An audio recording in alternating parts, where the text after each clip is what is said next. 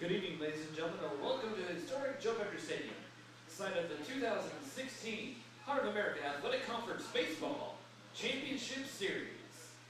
Tonight's final game is an elimination game between the MNU Pioneers and the Peru State College Bobcats.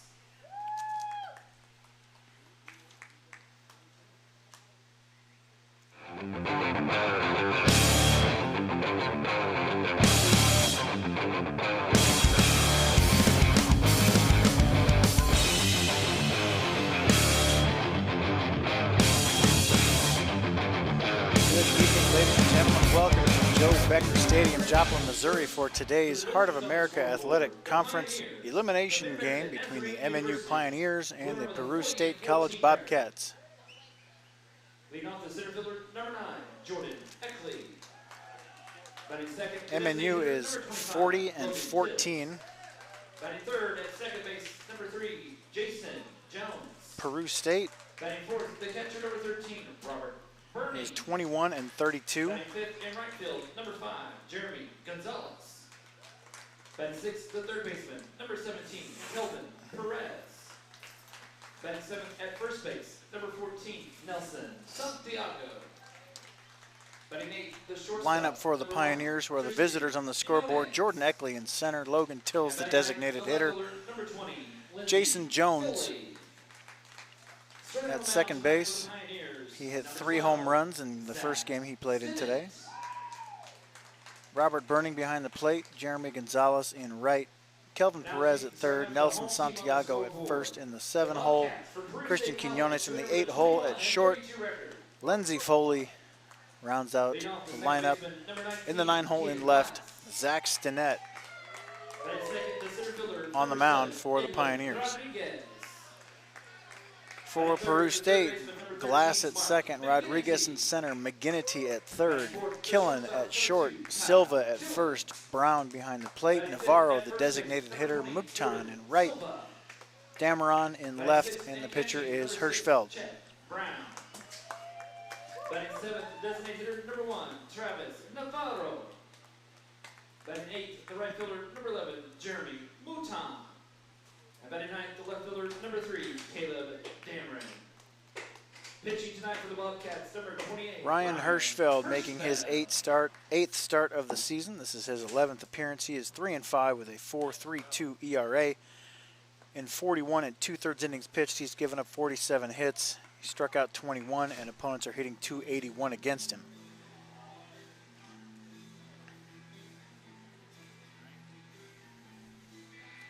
And we are ready for play. The winner of this game plays again tomorrow morning at 10 versus Baker. The winner of that game has to beat Central Methodist twice to win the tournament. They did move those games up to Sunday, as there is weather moving in, and they need to get this tournament done if they can. Will face Baker tomorrow morning, 10 a.m. in the championship semifinal. The winner of that game will face Central Methodist at 1 p.m.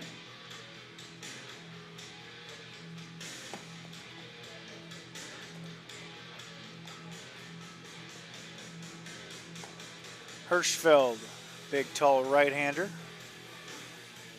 will face the Pioneer team that put up 19 runs a few hours ago in their game against Grandview. Peru State defeated Missouri Valley 9-8 in the morning game, so they've been waiting around all day to play again here. This game was scheduled for 7 p.m. We are at 10:25.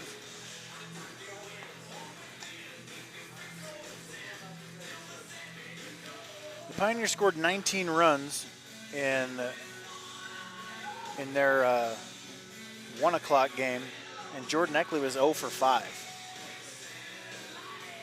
So that tells you the kind of thunder that this lineup has. The clear-cut, most productive player in the lineup goes 0 for 5, and you put up 19 anyway. Jason Jones had a lot to do with that, and now that I say his name, I feel like I called him Jordan Jones all game. Let's hope that I didn't do that, because he hit 3 home runs in that first game. The second time this season he's done that, and they were all no-doubters. The first one was a towering shot to straightaway left. The second one was a little bit more of a jam shot down the line, still a no-doubter, and the third one was just an absolute mammo bomb over the bleachers and left. So he's feeling good. We'll see how Jordan Eckley is feeling. I am Sports Information Director Chad Jenkins, MNU Sports Information Director. So obviously I know more about the Pioneers, which is why I can speak more intelligently about them. I will try to call this game unbiasedly. The Pioneers and the Bobcats have had a very nice rivalry for about 5-6 years now, well, ever since they came into the Heart. Jordan Eckley leads off the top of the first. He will face Hirschfeld. These teams, I think the Pioneers took 3 out of 4 in the regular season. That's correct. Peru State won the final game. Pioneers won game 1, 11-7, then 5-1, then 12-3. First pitch to Eckley is way up and out of the zone, 1-0. Pioneers won game 1, 11-7, game 2, 5-1, game 3, 12-3, and then Peru State defeated the Pioneers 7-6 in the finale of that series. The 1-0, 2-0.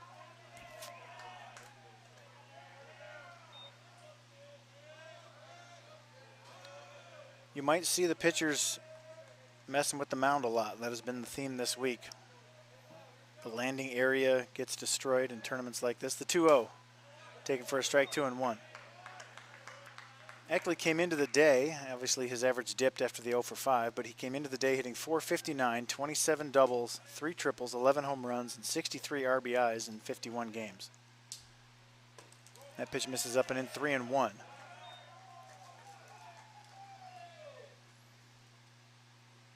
An inauspicious start to this game. We've been up here all day.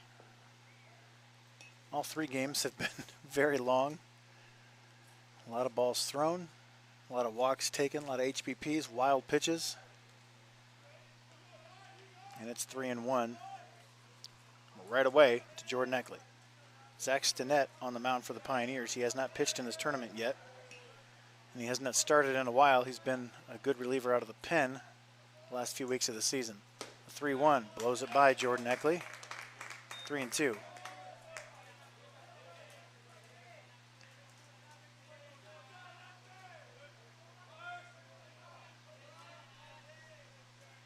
Full count.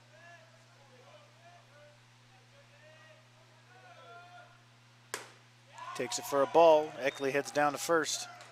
It'll bring up Logan Tills. Designated hitter number 25, Logan Tills. Eckley, 15 for 18 stealing bases. Tills came into the day hitting .371, 13 doubles, 1 triple. He added another earlier today. 6 home runs, 42 RBIs, and 49 starts. Eckley at first, Tills to the plate, left-handed batter, the designated hitter. First pitch to Tills, fouled straight back. 0-1.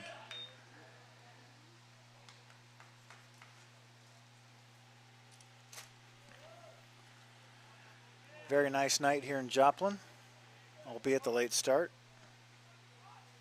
Pioneers in their dark gray road uniforms, Peru State in their gray pants and royal tops. A check on Eckley at first, he's back safely. He was leaning a touch.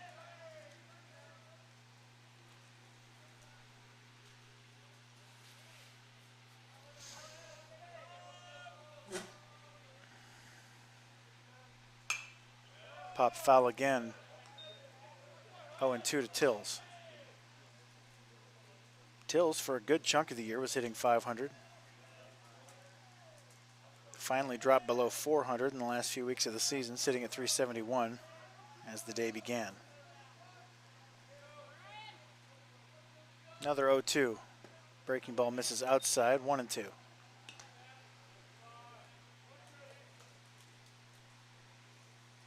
Ryan Hirschfeld, 3-5. This is his 8th start. Eckley takes off. That ball's lifted into center.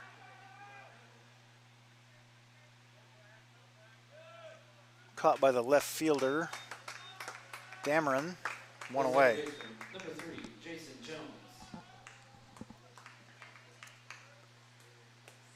Jason Jones steps to the plate. He's had a decent afternoon.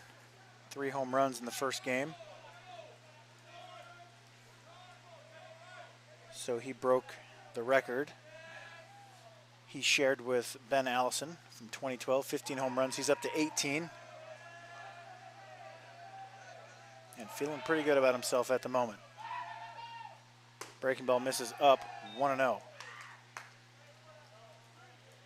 If you watch the first game, let me know if I called him Jordan all day long. I've been doing that all season. 2-0. For the last 2 years, the Pioneers had a Jordan Jones who wore number 3. And so I feel like I've been messing his name up for the entire season, and he hits 18 home runs. The 2-0, 3-0. Hirschfeld can't find the release point against the righties anyway, and he's falling behind. He was ahead of Tills from the get-go.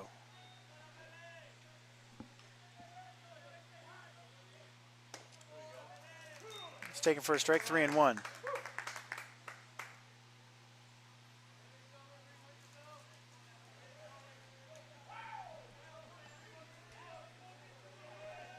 Don't be surprised if Eckley takes off on the 3-1. There he goes. Rip towards short, and that'll stay out of the double play because of that runner going.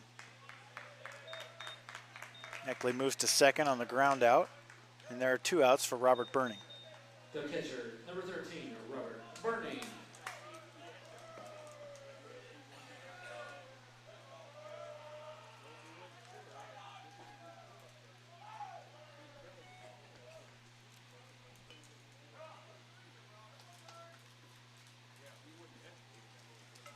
Catcher Brown out to talk to Hirschfeld.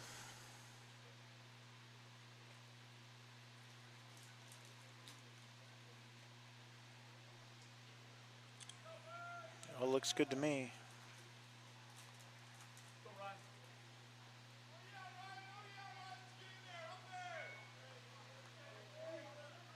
Right you are, Rob Ramsire. It's all good. It's all good.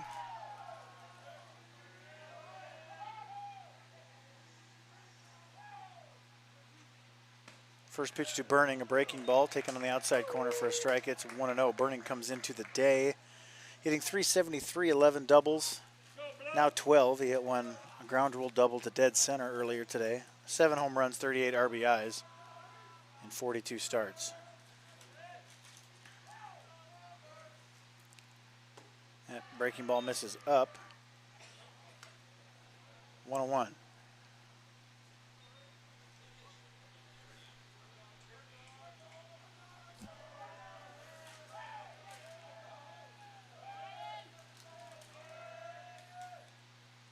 Burning, chopped towards second. Handled by Glass, throws him out. Eckley reaches on a leadoff walk. The Pioneers can't move him around, and we go to the bottom of the first, scoreless from Joplin.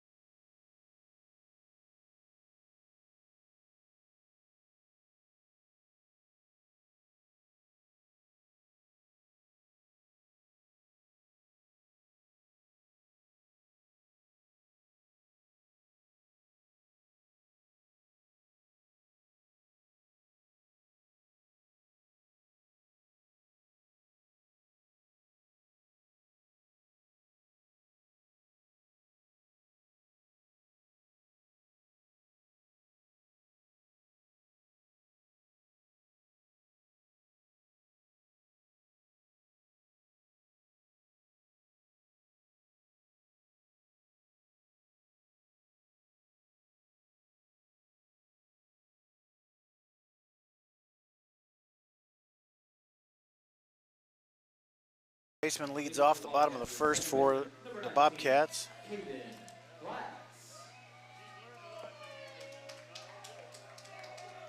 Glass came into the day hitting .322, 11 doubles, 2 triples, 3 home runs, 20 RBIs. Zach Stinnett on the mound for the Pioneers, making his 5th start of the season. First pitch from the right-hander. This is up 1-0. Stinnett, this is his 20th appearance, his 5th start. He's 3-1 with a 4.19 ERA, 2 saves, 43 innings pitched. He's given up 50 hits, struck out 28, and opponents are hitting .296 against him. That pitch misses. It's 2-0. Last few weeks of the season, he's really come on as an ace reliever. His slider has been on point. 3-0.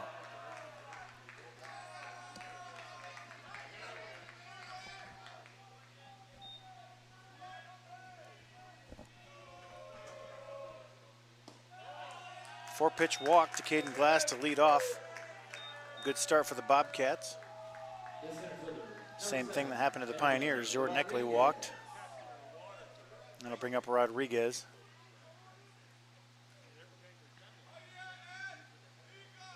Edwin Rodriguez, this is his start of the day, hitting .312, 3 doubles, a triple, no home runs, 16 RBIs. He does have 10 sacrifices.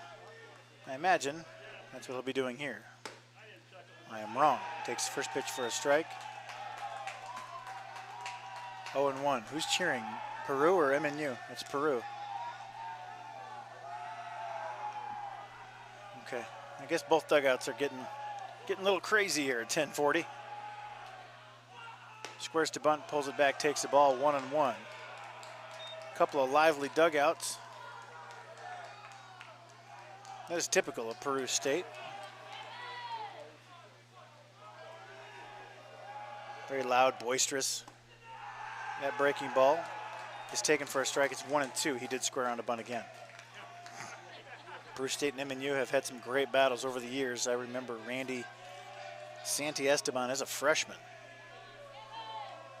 That was 5-6 years ago now. Fouls that pitch off. We'll do another 1-2. Santiesteban as a freshman hit a grand slam at our place to put Peru State up by 6 in the top of the 8th. Pioneer scored 6 in the bottom of the 8th and won that game in like the 10th or so. That pitch misses, 2-2.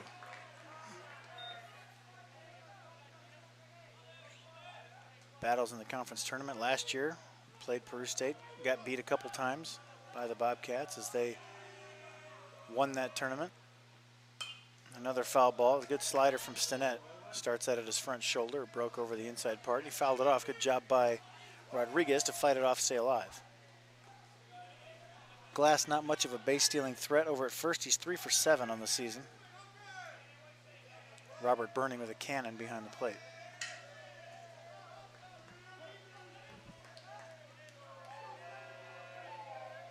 The 2-2. Grounded foul, we'll do it again.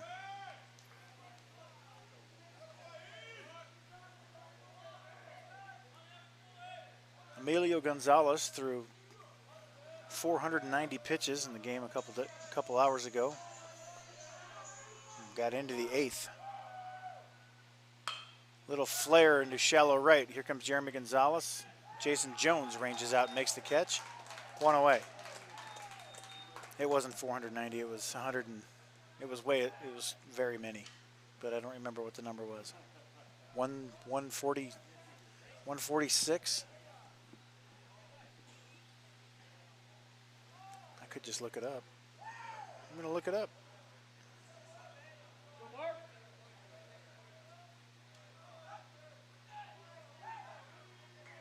Emilio Gonzalez threw 149 pitches in the game today. Breaking ball taken for a strike. This is Mark McGinnity. He's been a stud for a while at Peru, hitting .377 this year and 50 starts, not counting the game earlier today. 13 doubles, a triple, 7 home runs, a team leading 48 RBIs. Runner goes, Burning, throws to second. Safe as the throw was high. Glass able to get under it. And Peru has a runner in scoring position with 1 out for McGinnity. McGinnity slugging .583, gets on base at a .418 clip for an OPS of just over 1,000. 1,001. Anything over 900 is excellent. 1,000 is MVP type range. 1,300 is Jordan Eckley.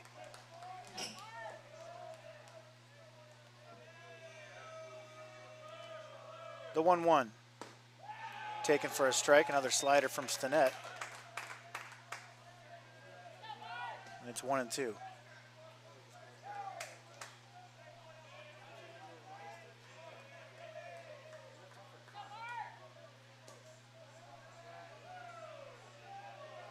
Stinnett checks the runner, delivers the 1-2, fouled back. Seems like it's a lot of pitches already. 16 pitches, 1 out recorded.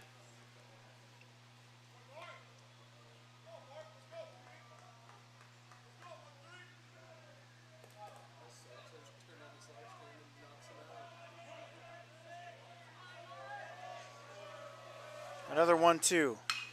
Flared down the right field line. That's going to get out of play.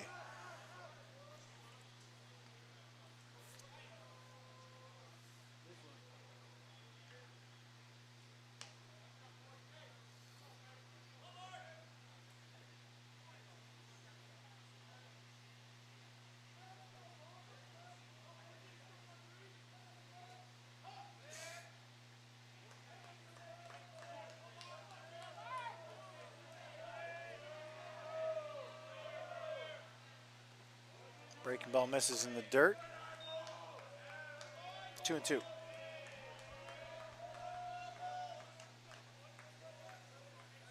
The winner plays Baker tomorrow at 10 for the chance to face CMU in the championship round.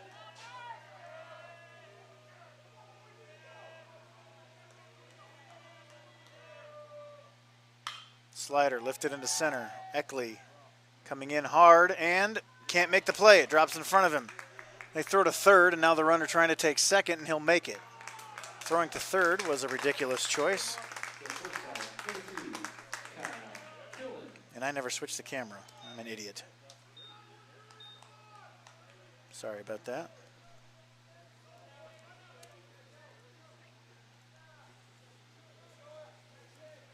Second and third, 1 out for Kyle Killen. So it's a single. And Glass moved to third. Quinones picked up the ball and fired to third, which meant McGinnity moved up to second, erasing the double play possibility. Killen now bats, second and third, 1 out. That's into center field. It gets, Eckley jumps to catch it. That'll be a sac fly, possibly. They throw to third. He's safe there. And Peru State is on the board. Sac fly for Killen, who came in hitting .390, leading the team there. 11 doubles, 2 triples, 6 home runs, 45 RBIs, not counting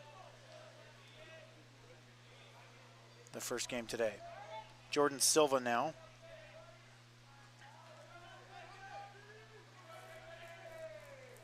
Hitting .265, 6 home runs, 12 doubles. First pitch misses up. It's 1-0. 2 down, runner on third. Peru State leads 1-0, bottom of the first. A leadoff walk. And then a stolen base, a single and a sac fly. That one's flared down the right field line. 1-1.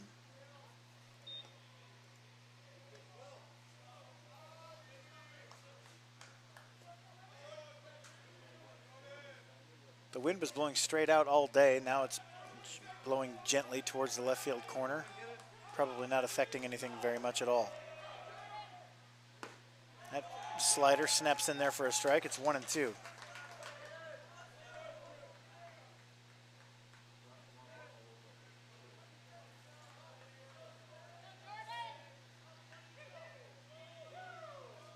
No 1-2. Swung on and missed. Waved at that slider. Goes down swinging. And since I screwed up that camera angle, I'll give you a replay here to make up for it.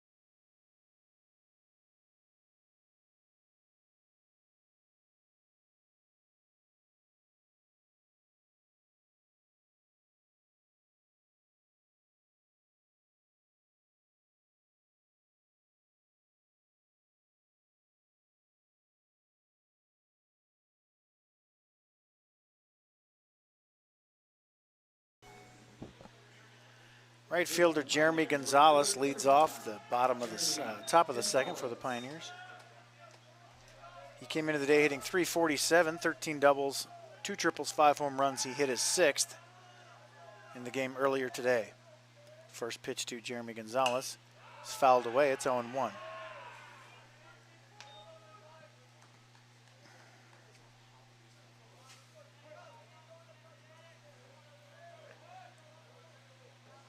Hirschfeld winds and delivers. Grounded towards short, handled by Killen. But Jeremy Gonzalez beats it, and he gives a double fist pump. A relatively routine ground ball to short, and he just flat beat it out. The coach is out to talk to the umpire. He came flying out of the dugout. I can replay that. I thought he was safe at first glance. Yeah, it's just a straight up single.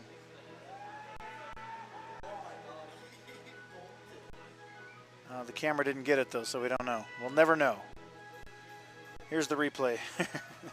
I'll show you the replay anyway, just to embarrass.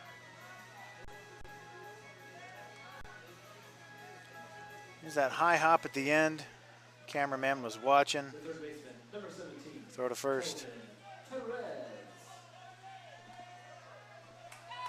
Mute me. Mute me. Mute me. Mute me.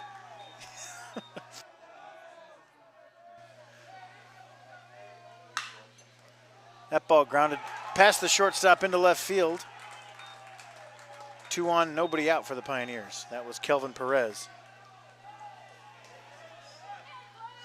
Number 14, Nelson Santiago.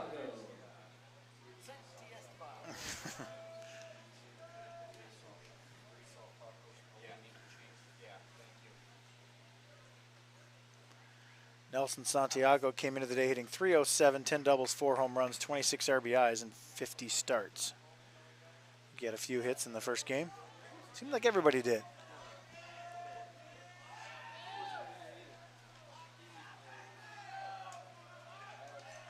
First and second, nobody out.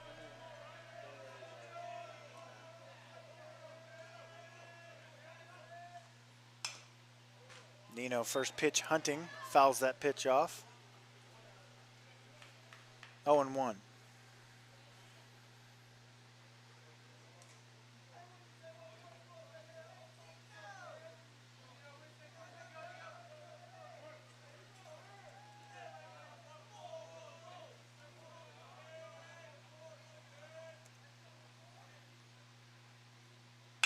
That's ripped to second. Double play ball. 4, 6, 3. No, safe at first. Now a runner coming home, out at home.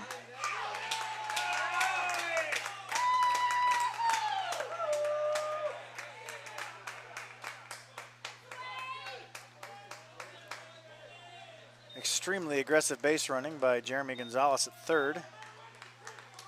And it's a double play, 4, 6, 3, 2. And when all the dust has settled, Santiago's at first with 2 outs.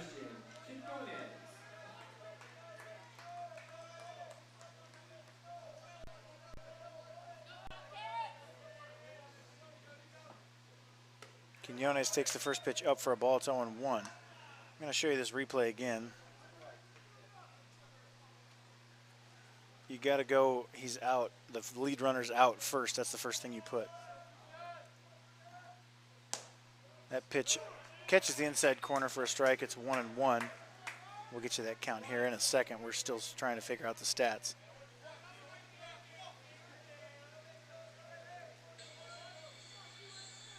And that's 4, 6, 3, 2.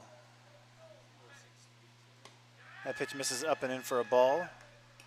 2-1. Went ball called strike. That's correct. Ball called strike ball.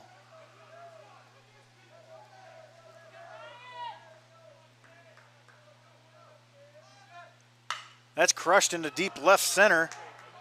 Back to the wall, base of the fence. Nino heading towards third. They're sending him home. There's going to be a play at the plate. The throw will beat him by plenty, but it is bobbled and he is safe. RBI double for Christian Quiñones, and the Pioneers have tied it at 1.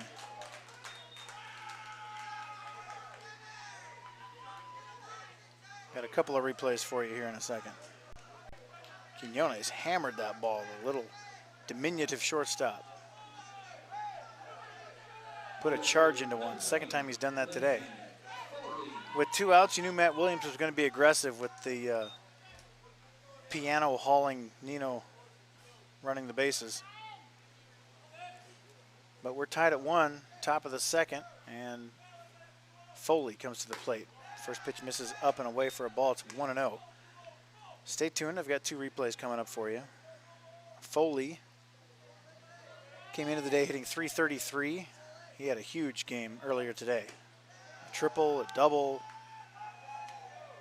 all sorts of fun things. I think he had 5 RBIs.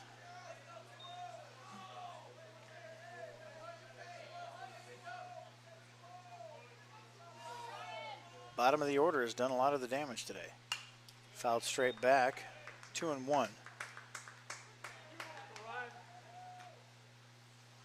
I'll show you that first play in regular speed. That doesn't have to be in slow motion.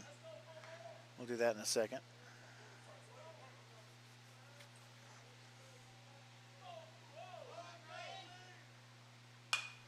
Fouls that one away, and here's that replay of the double play, first of all. Rip to second, 4, 6. The throw comes off the line. Nino knocks the ball out of his glove. Runner comes home, and he's out by plenty. Oh, you know what? He was arguing to be safe, but I don't think the umpire could see that swim move very well. That pitch misses up. Full count.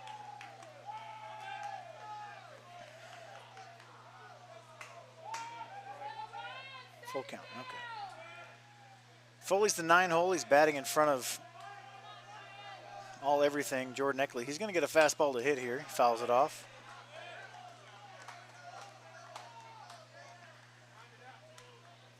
And he'll get another fastball here. They do not want to walk Foley and have to face Eckley with 2 on.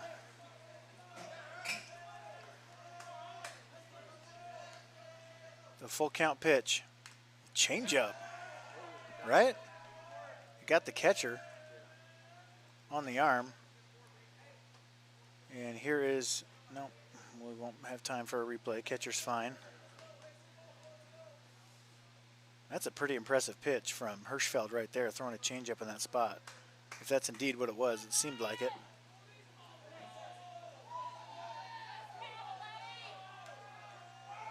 Another full count pitch. Misses away. He loses him, and here comes Eckley. Eckley's 0 for 6 on the day. No, 0 for 5. He got hit by a pitch in the first game. He was walked in this game. But the swing was out of sync in game 1. Rest of his teammates did just fine, putting up 19 runs. Here's Quinones' double. Just put a charge into it, man. That was a rip. Cameraman was caught watching again. Come on, Eric, get on it. Jeez.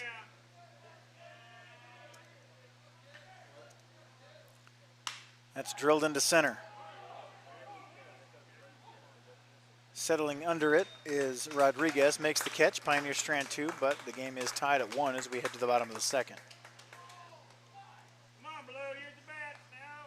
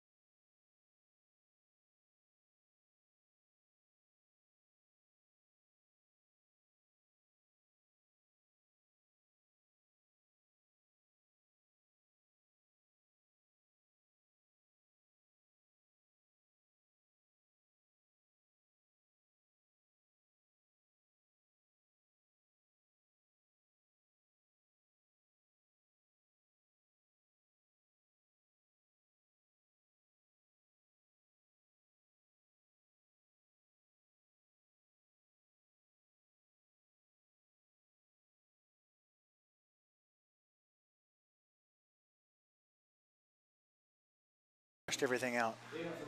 The catcher, number 6, Chet Brown. But you didn't allow a run. You beat Benedictine 6-0 and MNU 8-0. Chet Brown, I was talking to the CMU SID about that. I'm not just talking to myself about random teams. That first pitch fouled away. It's 0-1 to Chet Brown.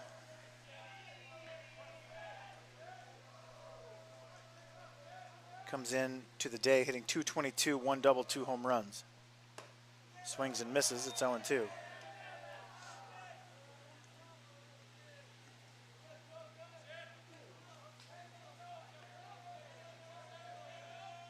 The 0-2 spoiled into the Peru dugout. Somebody blocked it with their hand.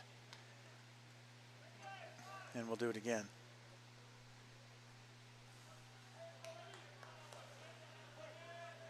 He's got people in there distracting him. That's why the camera's not on point. That pitch misses up and away, 1-2.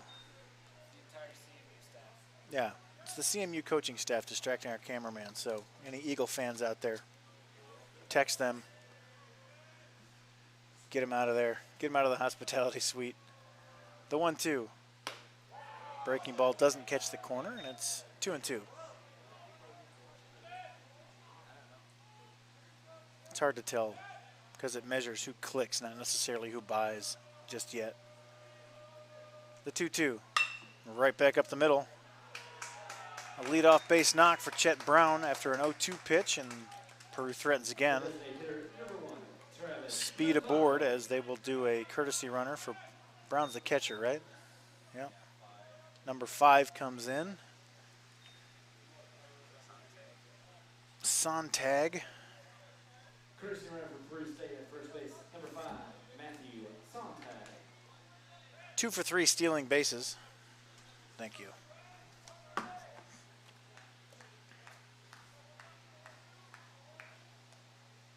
Sontag is a junior from Davie, Florida by way of Miami-Dade. Squares to bunt, pulls it back, takes the ball, 1-0. The batter is Navarro. Travis Navarro comes in hitting .243, 4 doubles, a triple, a home run, 10 RBIs. 2 sacrifices on the year. Takes that pitch for a ball. It's 2-0.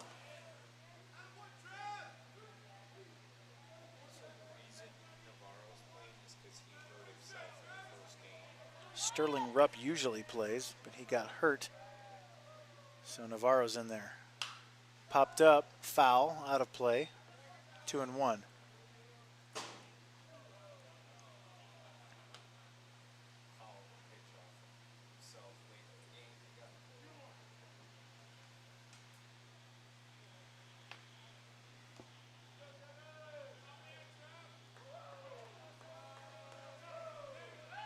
Check on the runner at first, back safely.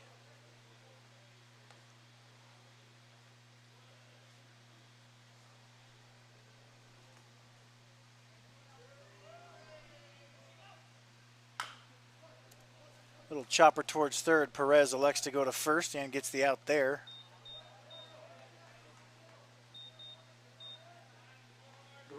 Sontag moves to second, and Peru State has a runner in scoring position with 1 out for Mouton. Mouton comes in hitting 230, 4 doubles and a triple. Peru State hitting .290 as a team with 26 home runs compared to the Pioneers hitting .352, 66 home runs. First pitch taken for a ball. It's 1-0.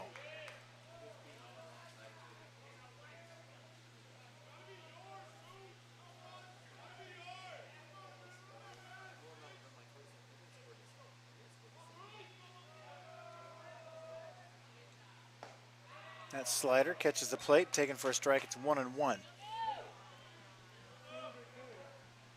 I assume they'll try to get Stinnett through 5. He's not a deep in the game guy. He's a relief pitcher by trade. That's hammered into the gap.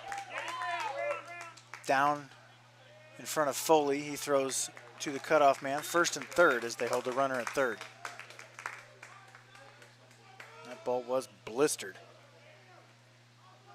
Show you that one again here in a second. The left fielder, number 3, Caleb Cameron.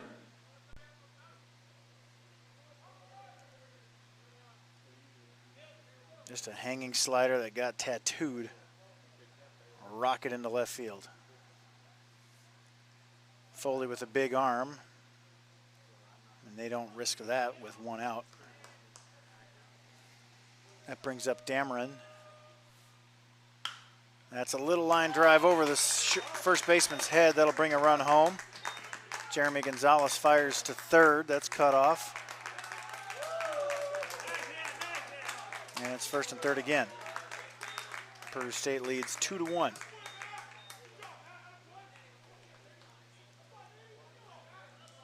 The second baseman, number 19, Caden Glass.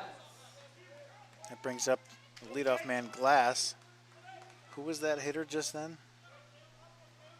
Dameron came in hitting .250. Glass hitting .322. He walked to lead off this game, to lead off their half of the inning. He was swinging for the downs there, fouled it off. It's 0-1.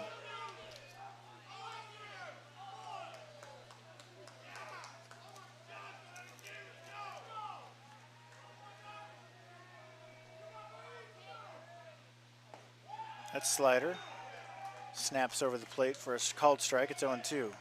Who's texting me? Holy cow. I don't know how many are watching. It's in the dirt, blocked by Burning.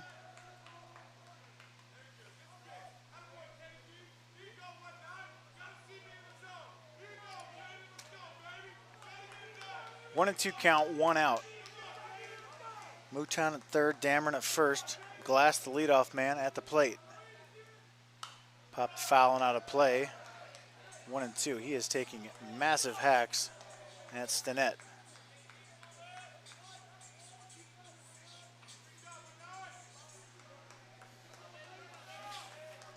Can you point that fan?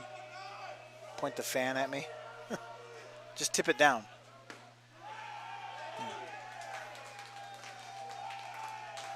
That pitch, I missed it. What happened? Called strike 3? The center fielder, number 7, Edwin Rodriguez. Sorry, folks. I'm sweating through my clothes here. I needed a fan. The pitch was taken for strike 3, 2 down. Big out for Stinnett and the Pioneers as they retired the leadoff batter with no run scoring. That brings up Rodriguez, popped out in the first inning. Breaking ball taken inside for a ball. It's 1-0.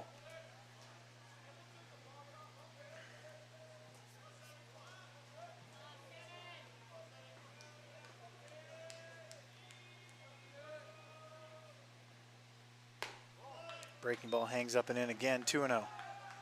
Delayed steal, and he will make it.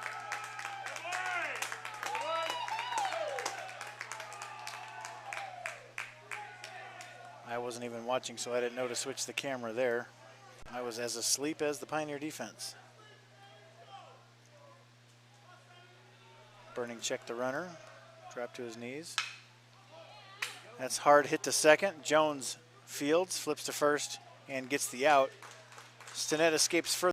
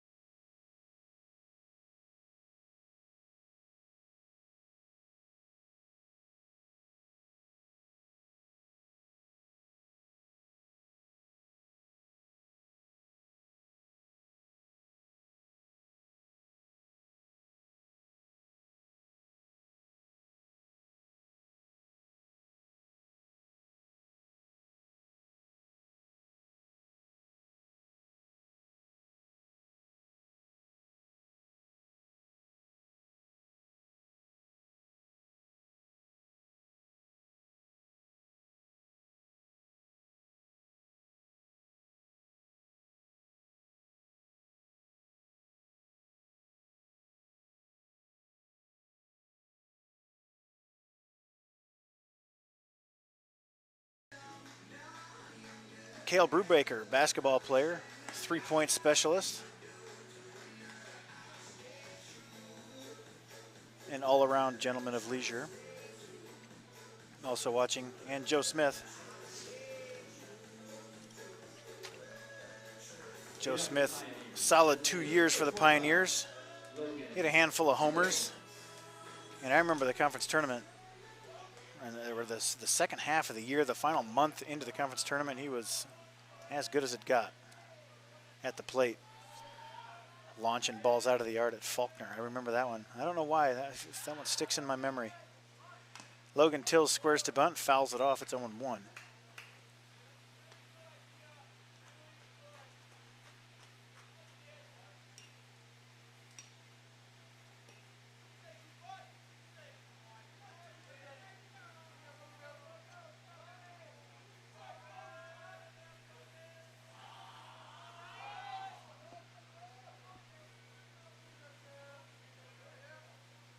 The 0-1 misses down and away to Logan Tills. It's 1-1. I assume some former Bobcats might be listening. They've had some really nice players come through that program the last few years. Outside corner, taken for a strike, 1-2. And they had a pitcher drafted who's in somebody's system right now. Got drafted last year. His name escapes me at the moment. That's grounded towards short, backhanded, in the hole. One away. The second baseman, number 3, Jason Jones. Randy Santiesteban, first-team All-American last year. Had a heck of a career. Not sorry to see him go. That dude killed us. Killed everybody.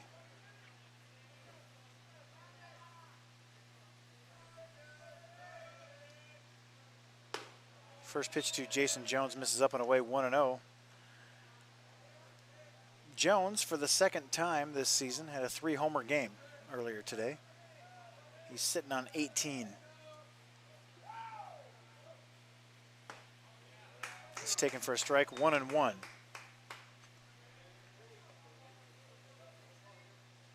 Jeff Eubank, remember that dude from Peru State? He could rake. Conference player, no, he wasn't. That pitch taken for a strike, a big breaking ball, snaps in there. Jones takes it, and it's 1-2.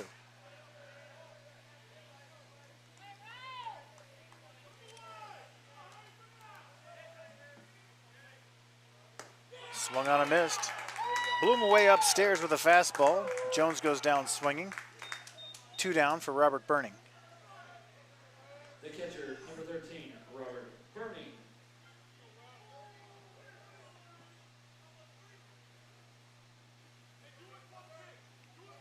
Seth Walston, Navarro. Man, I forgot all these pitchers. They were loaded that one year. Arcienega, Melendez. Robert Burning takes first pitch for a ball. It's 1-0.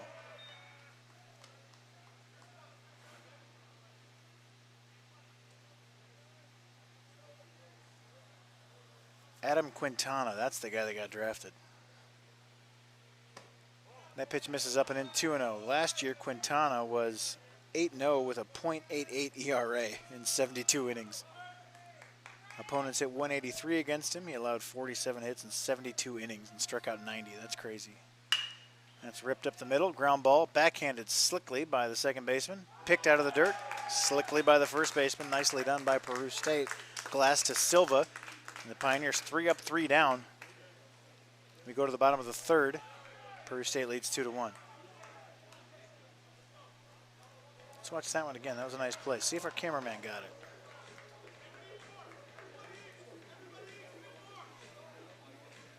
He did, look. Well done.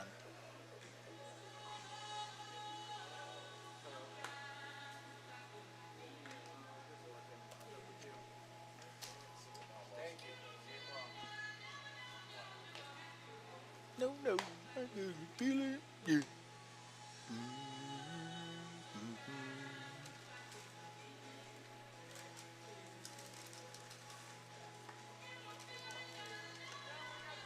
I'm gonna go get a drink. I got a couple pitches before we get back.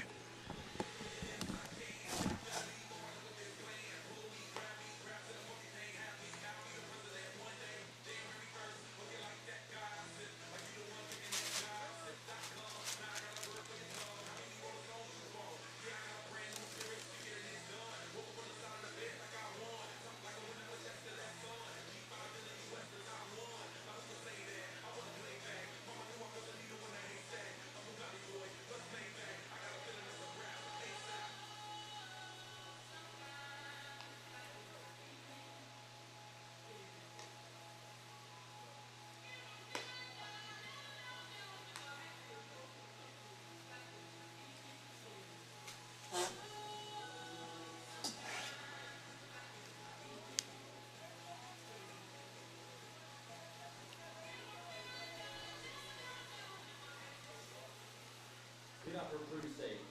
The third baseman, number 13, Mark McGinnity. Mark McGinnity leads off, takes the first pitch for a ball. It's 1-0.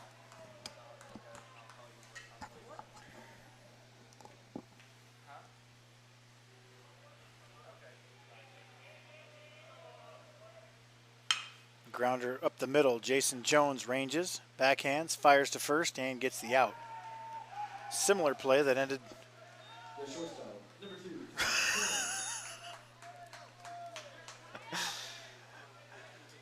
I gave the cameraman the stink eye after that one, and he just taps his chest. My bad. You're the only one there. Of course it's your bad.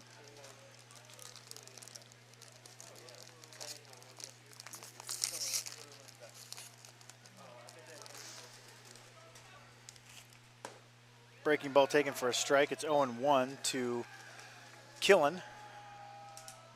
And that's exactly what he's been doing this year. As he hit .390 with 6 bombs. That misses away. 1-1.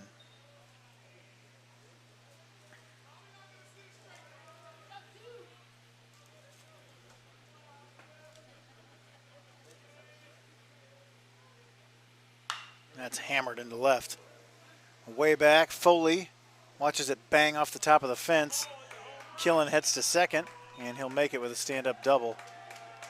That ball was kissed off the top of the fence out there. The first baseman, number 20, Jordan Silva. Head down on it and just blasted.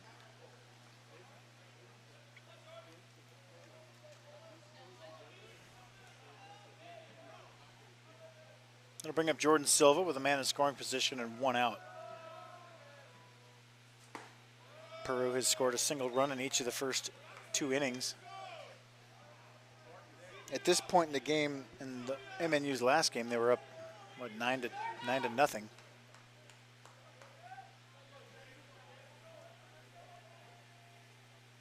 Hirschfeld quieting the Pioneer sticks so far.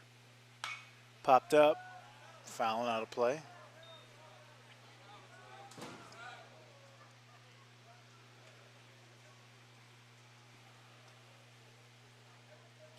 One and one to Silva.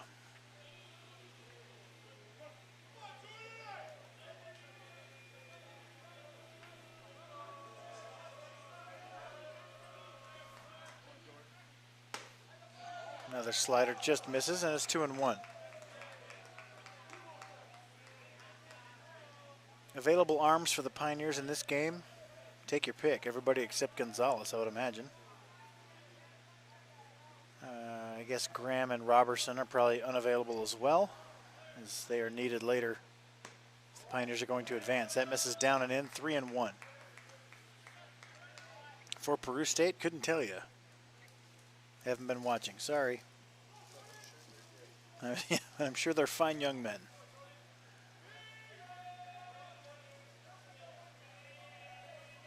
The 3-1. Check swing. Stinnett fooled him with a slider on 3-1, and the count fills. He's got 2-2. Why does he keep saying 2-2? Everybody up here has 3-2, right?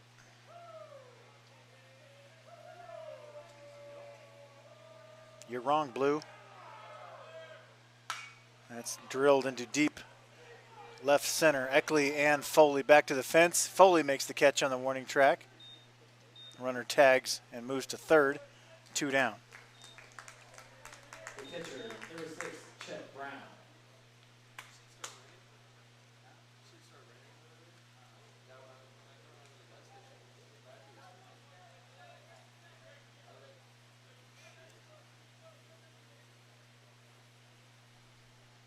He waited back nicely. Didn't get his lower half into it, and that's what kept it in the yard because he squared it up. That's shanked into shallow right, medium right. Jeremy Gonzalez is there, and Stinnett works out of it.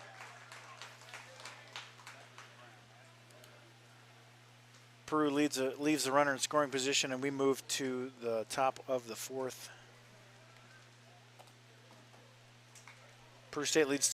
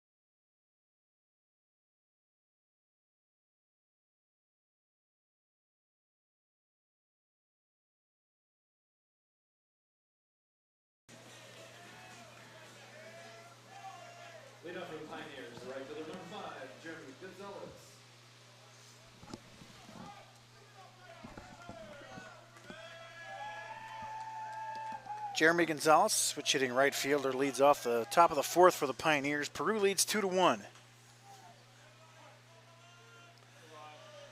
Gonzalez pulled a homer earlier today. Takes that first pitch for a strike. It's 0-1. Breaking ball from Hirschfeld.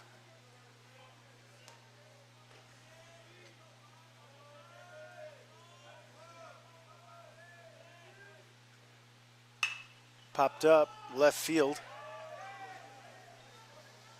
Damron is there. Made that look a little tougher than it seemed like it would be, and it's one away in the top of the fourth. We'll bring up Kelvin Perez. I haven't called a Kelvin Perez home run in a while, and I think I'm going to do so right now. Umpire's going over to talk. Hey, wave at Eric.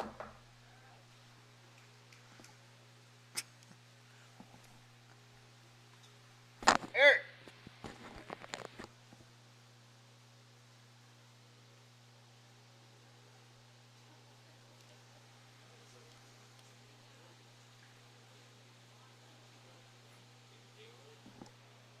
Zoom. What's he doing?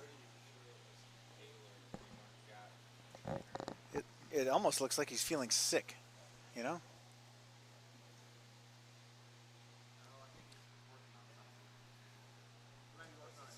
Working on a shin. Oh, his mask. Okay.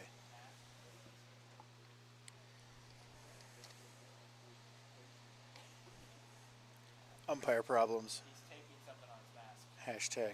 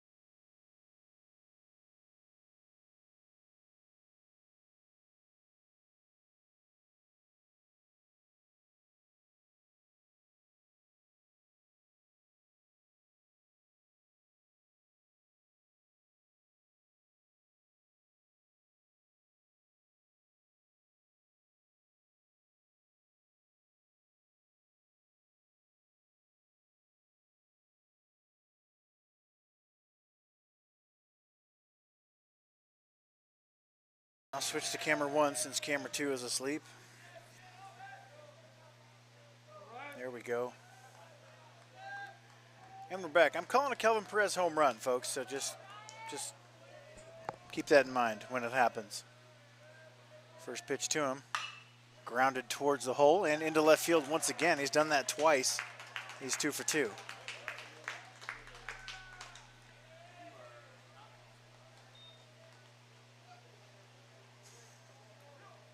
The first baseman, number 14, Nelson Santiago. So Kelvin Perez at first for Nelson Santiago, who hit into a bizarre double play in the first, or the second inning perhaps? Yes, second inning, and eventually scored.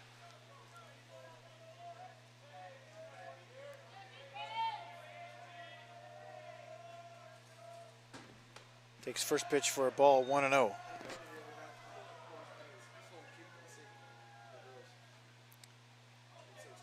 With runners on first and second, Santiago grounded to second. They tried a 4-6-3 double play, but the throw took the first baseman off the bag. Santiago knocked the ball away, and then they threw the runner out at home trying to advance. Good hack from Nino. He's upset with himself for missing that one. And it is 1-1. Went after that one like someone was trying to steal his pudding. Now he faces a 1-1 from Hirschfeld. That's drilled down the right field line. If it stays fair, it's got a chance. Up the hill, out of the yard. Nelson Santiago with his 5th home run of the year. And they could not steal his pudding.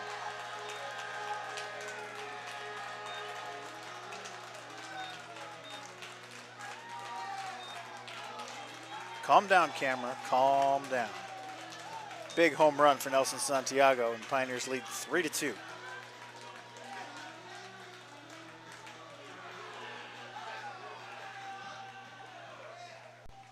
The shortstop, number 1, Christian Quinones.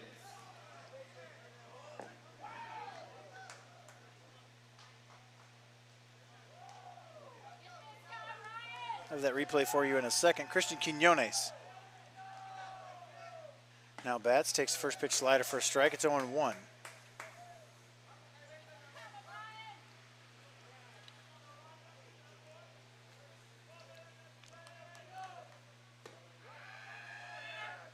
That pitch misses up, 1-1.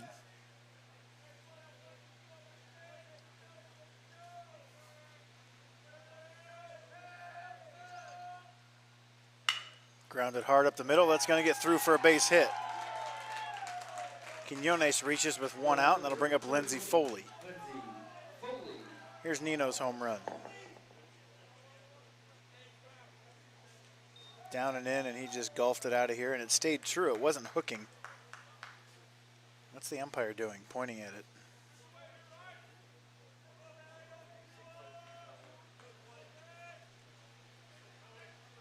Dugout loving it.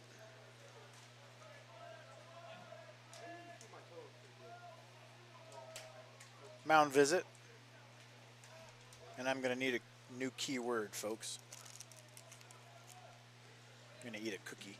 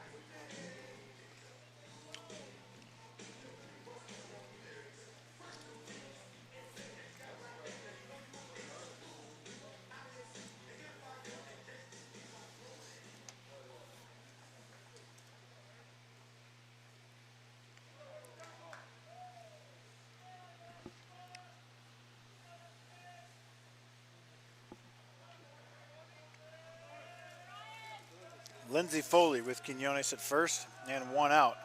A check on him at first. Kind of got his feet crossed up there.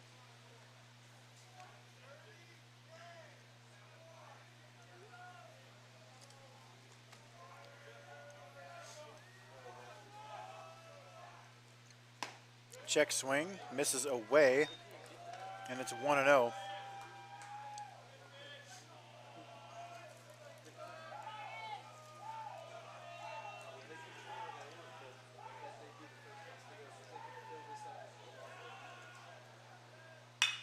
Ripped towards second, stabbed and caught. 4-6-3 double play. That was incredible by Peru State, and now we've got a guy down at second.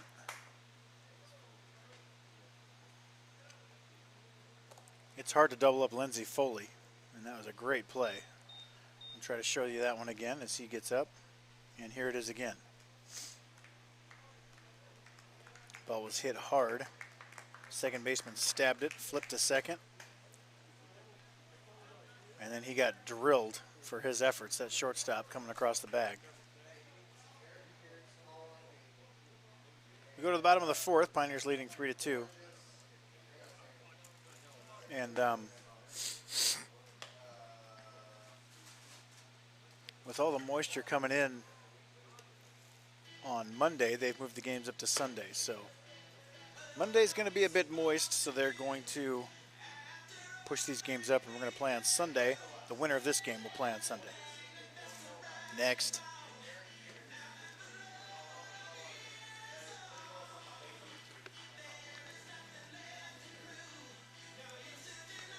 I have forgotten to tweet. I've got too many tasks going.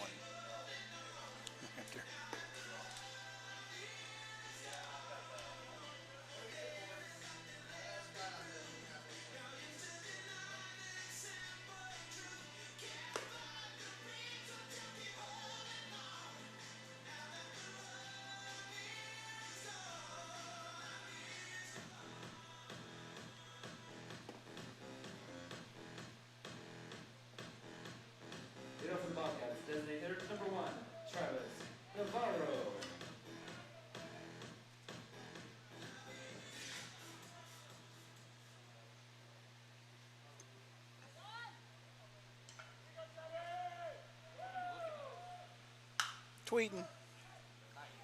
First pitch lifted into left field. Lindsey Foley is there, one away.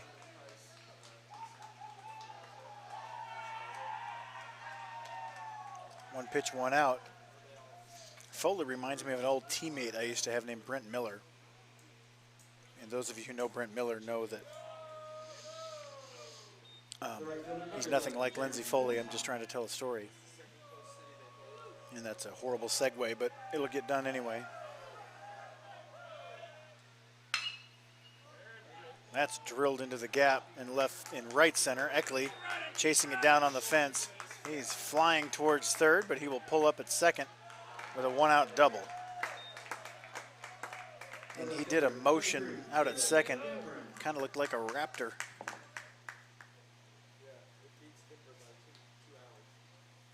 Let's see that again. Here's the double. This is regular speed.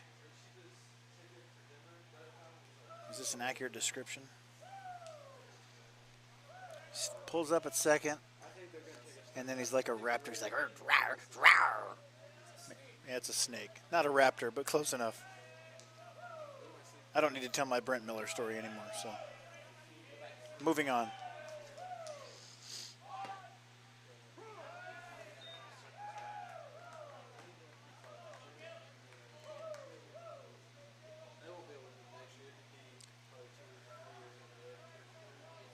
Who was that?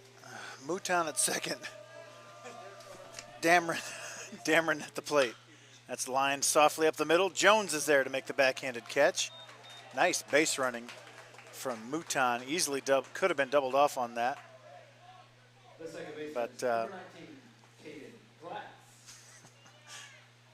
But he makes the catch and there, 2 down.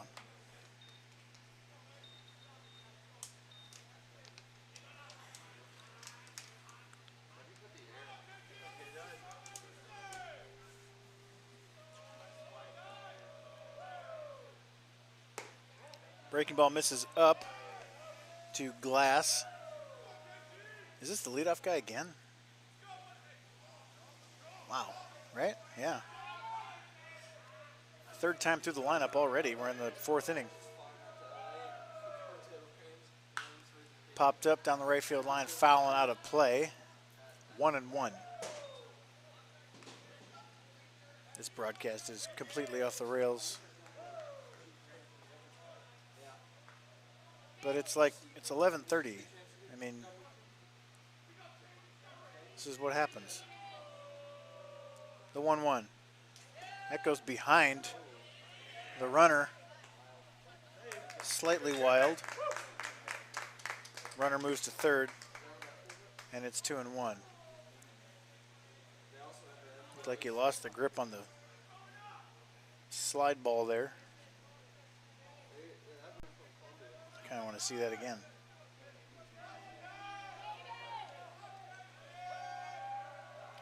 Tying run at third, 2 down, 2-1 count on the leadoff man Glass. That's crushed into deep left center. Foley is back, gets there, makes the catch against the fence. Man, we've had a few balls caught at the fence. Game changers so far. And we go to the top of the 5th, Pioneers leading 3-1. I don't know what it is.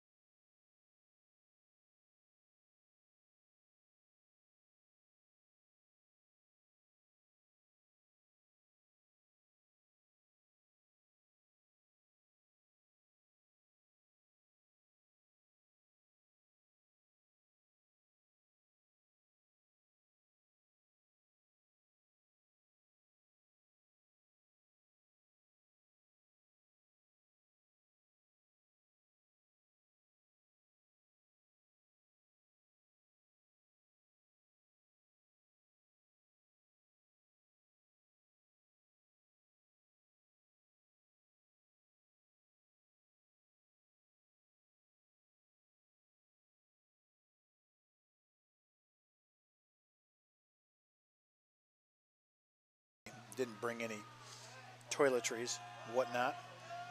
Leading off for the Pioneers. So I had to go to Walmart Jordan Eckley. last game. And let me tell you, it just feels weird to buy stuff like that at Walmart in Joplin, Missouri in the middle of the day on a Saturday. I don't know why that felt weird, but I don't know, some of you might be able to relate. First pitch, called a strike. I don't know what I'm talking about. It's 0-1 to Jordan Eckley, who is hitless on the day. Pitch misses up, 1-1. But I needed socks and deodorant and toothbrush, toothpaste, a shirt. I bought a nice Royals t-shirt. That pitch misses Eckley's head barely, and it's 2-1. Had to buy some undies. I figured putting the undies on would make me look like the guy on the... It would make me look like the guy on the package, and didn't come true. Is that, should I be concerned about that cookie? Look at that thing. It's a melted M&M. It's something else. The 2-1 to Eckley. Taken for a strike, it's 2-2. Eckley still doesn't look quite comfortable even taking pitches. Been watching him for 3 years now. I'm decently familiar with his swing and his approach. The 2-2. Misses badly, full count.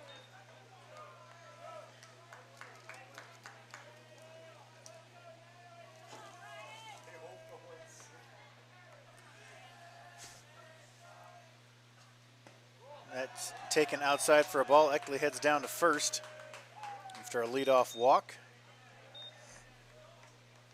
That'll bring up Logan Tills, who's 0 for 2. He flat out to left and grounded out to short.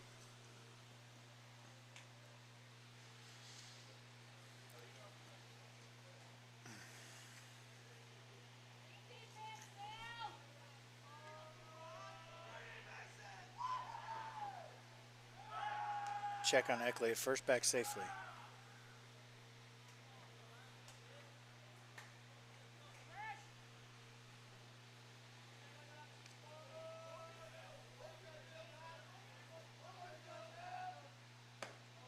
That pitch misses up, 1-0.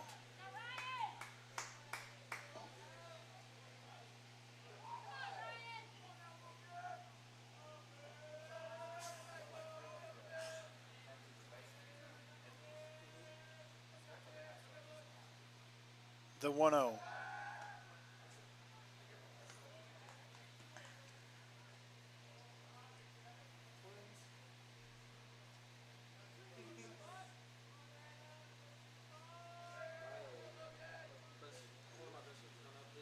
That's hammered into center, falling fast. Did he catch that? Diving backhanded catch by Rodriguez. Beautiful play. The outfield defense has been on fleek. Is that a term that the kids are using today? I'm trying to be relatable. The second baseman, number 30. Outfield defense on Jason fleek. Jones. You know what it means. We'll watch that again here in a second. Jason Jones to the plate.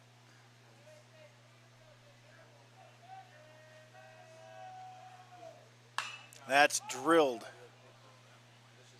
into deep left center. Ball's not carrying like it was earlier, and there are 2 down. That's twice that Eckley has led off an inning with a walk, Number 13, Robert. and he's still out there with 2 outs.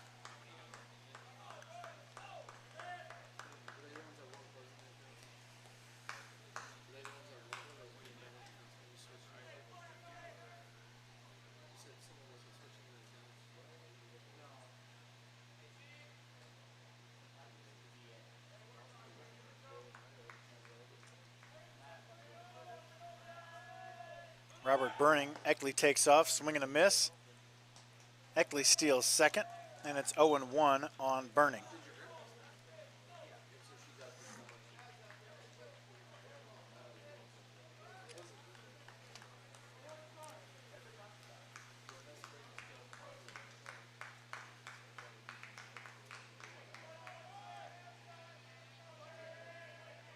Eckley at second, 2 down for Burning. The 0-1 pitch from Hirschfeld.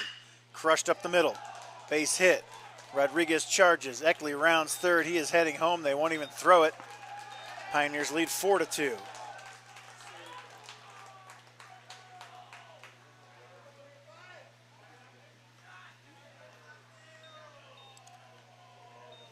A lot of hard hit balls in this game, both teams. The right fielder, number 5, Jeremy Gonzalez. That's just a hanger banger right there. What's that?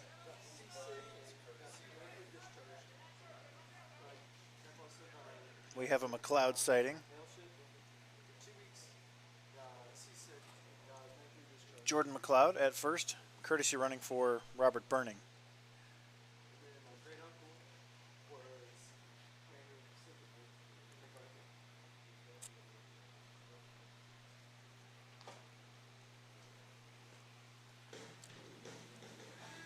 I don't have much of a style as a broadcaster because I do this as more of a out of necessity than talent. But I'm wondering if I should work in movie references or try to develop a style. Maybe my style is what it is. It's just like his style is that he's bad at it, but he's the only one who can do it. But maybe throwing in movie references for like when people walk, you say, I'm walking here. I'm walking here. No? I don't think so either.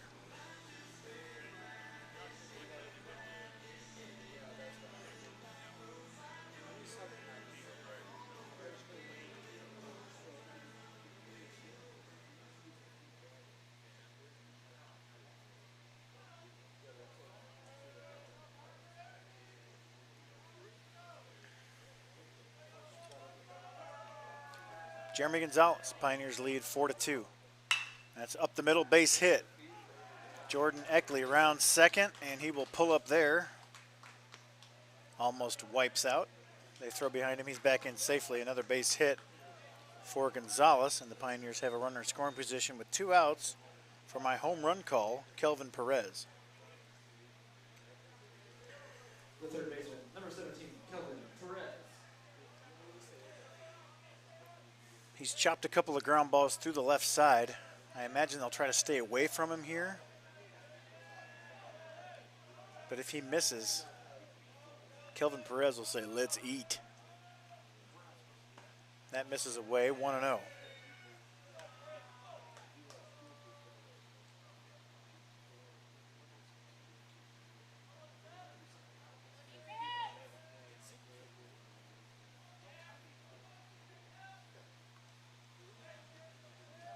The 1-0.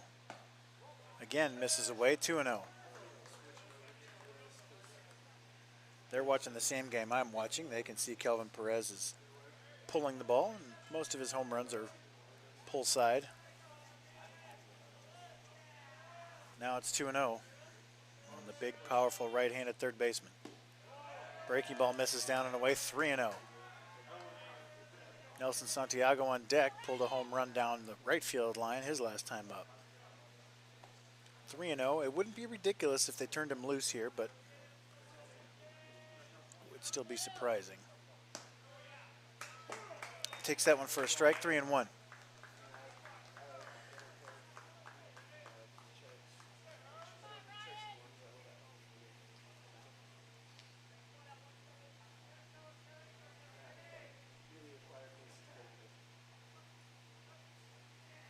Jordan McLeod on second. Jeremy Gonzalez on first. Good speed aboard. Big power at the plate. The 3-1 pitch. Hammered into left field again. This time it's caught by the third baseman, McGinnity, as he gets knocked back a couple steps. Pioneers strand a pair, but pick up another run. It's 4-2. Go to the bottom of the 5th.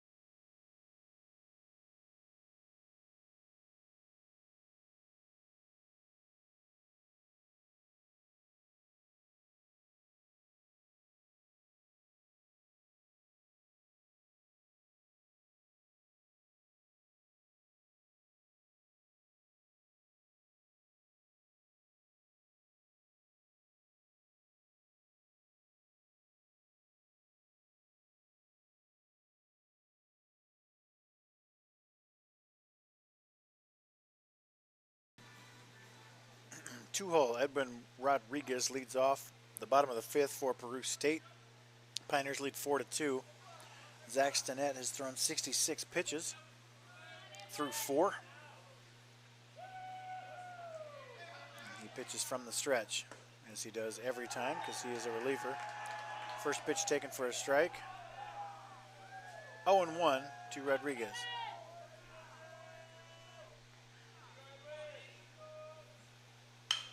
Grounded up the middle.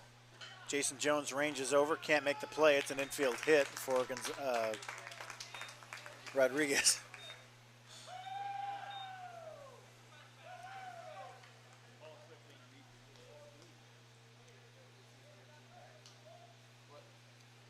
Third baseman, number 13, Mark McGinnity.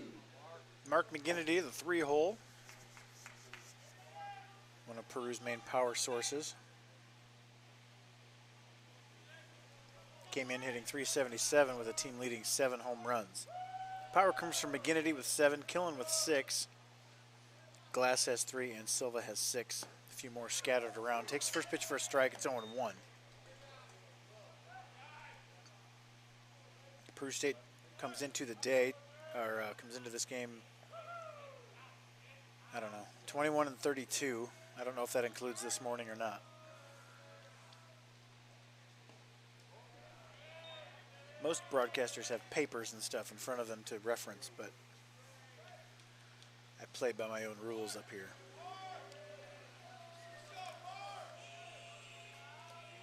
The 1-1. Chopped foul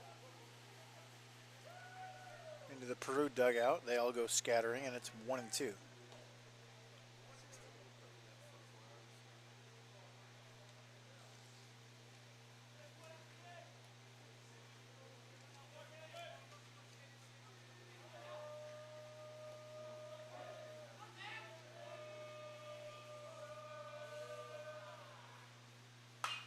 Popped up. Shallow left. Quinones having trouble with it, and he can't make the play. Foul ball. Nobody looked very comfortable on that one. But it's an out the Pioneers would have liked to have had.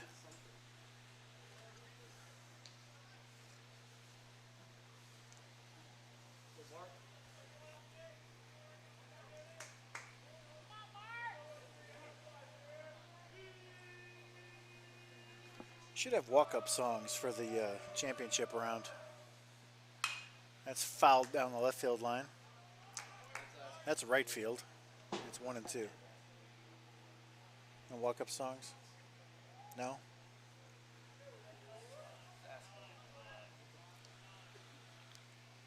Well, what if someone requested like "Baby Got Back"?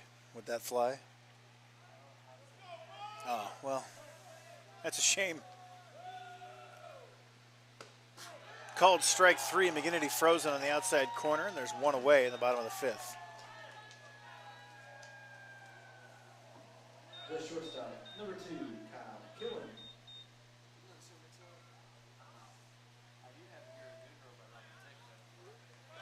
You have what? Ooh. You're right.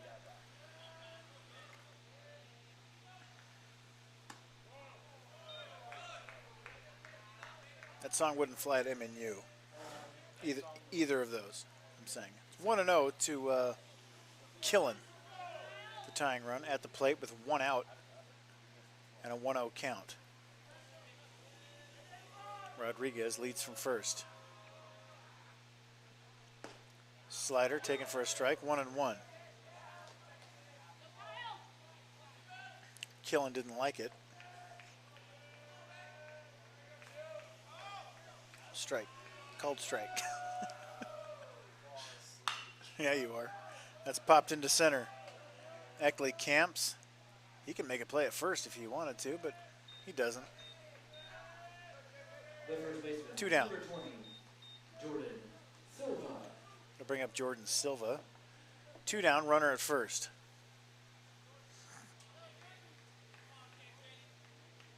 How about the center field camera angle, man? makes me happy.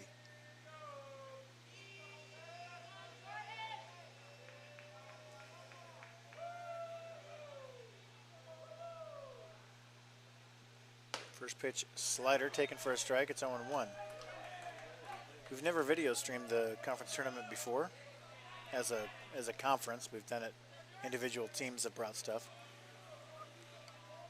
But this year we hauled all my stuff out from MNU. Made it happen. You're welcome. That's drilled into center field. I don't think Eckley ever saw that. 2-2-2. Nope, they're going to third. Safe there. No move up, however. No harm, no foul.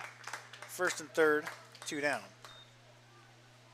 The catcher, number 6, Chet Brown. Eckley didn't start moving until that ball was past Quinones. See if we can see it here. Slider ripped. You can see Eckley hasn't even moved yet. And there he goes. I don't think he ever saw it. It's got to be weird visibility tonight for that to happen.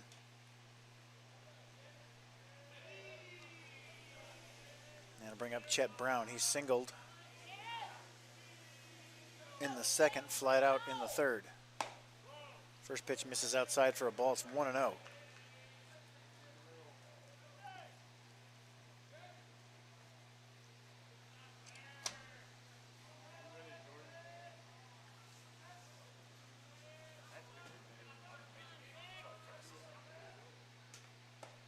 Slider taken for a strike. 1-1. What's that? It looks really good.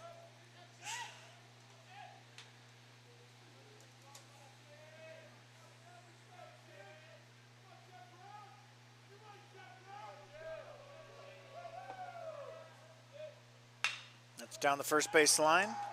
Handled by Santiago. And he ordered the biscuits, no gravy. We move to the top of the 6th.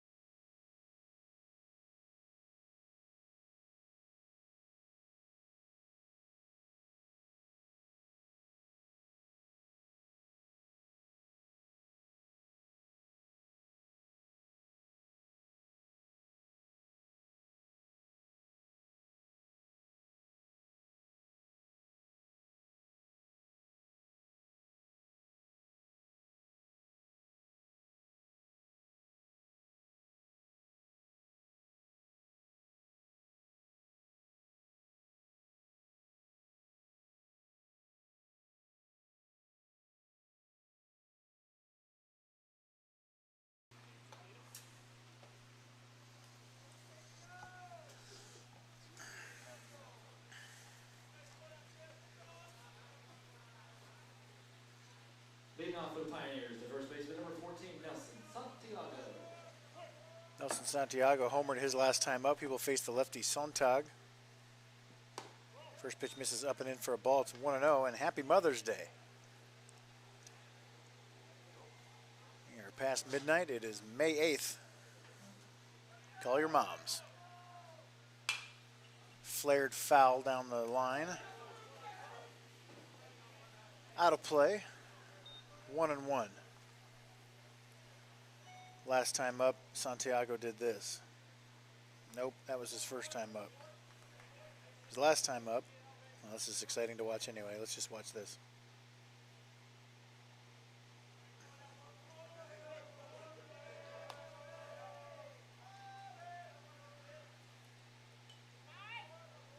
0-1.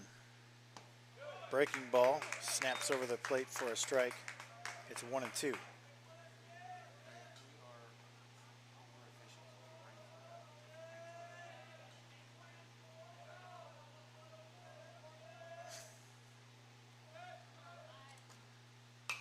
Fouled away. Still 1-2. Here's what Santiago did last time he was up.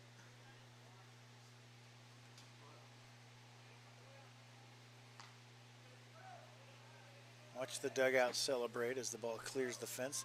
Right fielder goes running up a hill.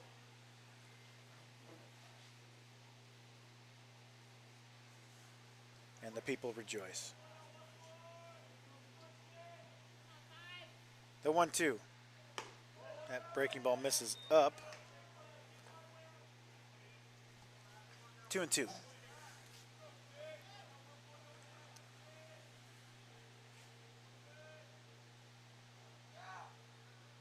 Swung on a missed, waved at a nice breaking ball from Santiago.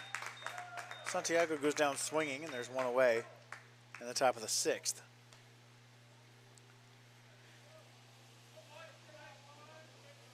Christian Quinones hammered a double in the 2nd, hammered a single in the 4th. He's 2 for 2. And he had a few hits earlier today. He's on fire. The first pitch taken for a strike in the inside corner, 0-1.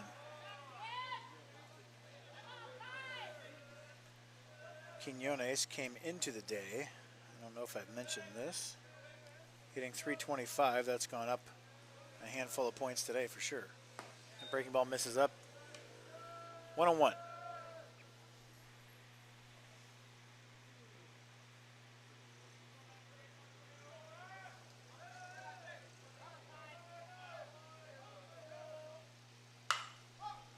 That's drilled again down the left field line. That's down into the fence. Quinones flying towards second. He will make it with another double. He is hammering everything right now.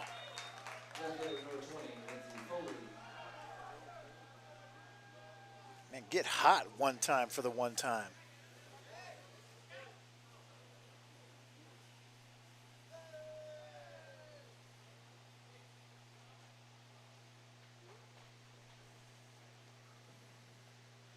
I'll bring up Lindsey Foley. 0 for 1 with a walk. Grounded into a double play in the 4th. Don't be shocked with a lefty on the mound if he tries to drag bunt and beat the first baseman. It's a big part of his game. Breaking ball misses as he squared around a bunt and pulled it back, took a ball. It's 1-0.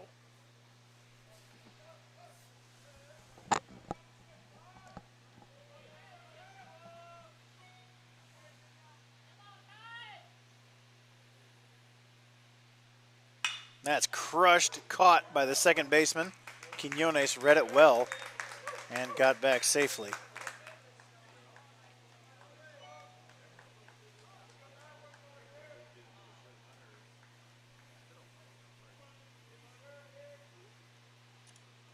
Two down, runner on second, that'll bring up Eckley. Still way overdue as he's 0 for 6 today with a couple of walks and HBPs, but no knocks. Pioneers would love him to get off the schneid for the day right here. Breaking ball taken for a strike. 0-1. I should find out what Sontag has done this year. He looks pretty good right now. He's 1-0. This is his 14th appearance. He has 2 starts. A 5.48 ERA. In 23 innings, he's given up 26 hits, struck out 12, and opponents hit .265 against him. Runner trying to steal third, and he will make it. Pitch taken for a strike. He called that a strike. 0-2.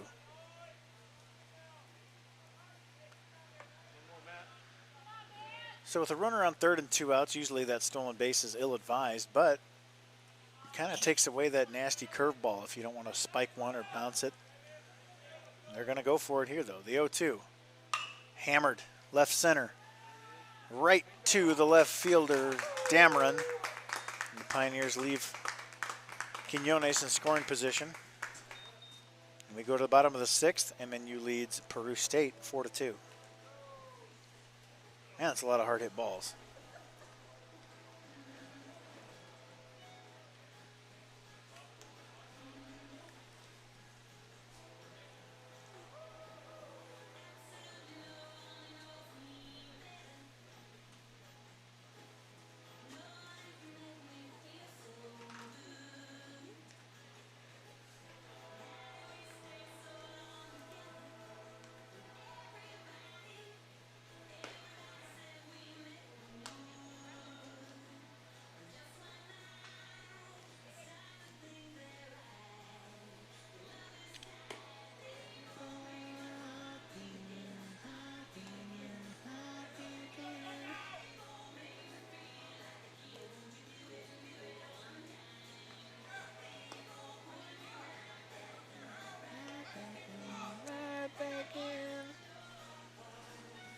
Bottom 6, it'll be Navarro, Mouton, Dameron, 7-8-9.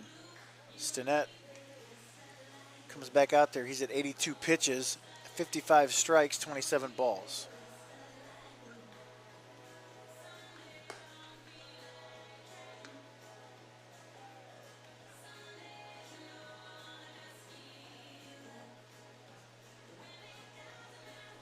Lead off for the Bobcats. Designated hitter number 1, Strider Navarro.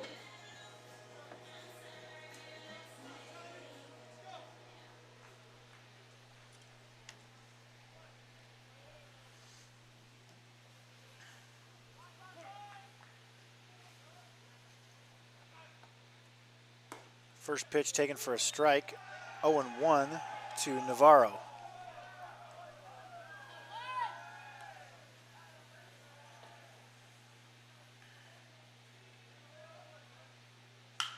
Crushed down the right field line, that's down.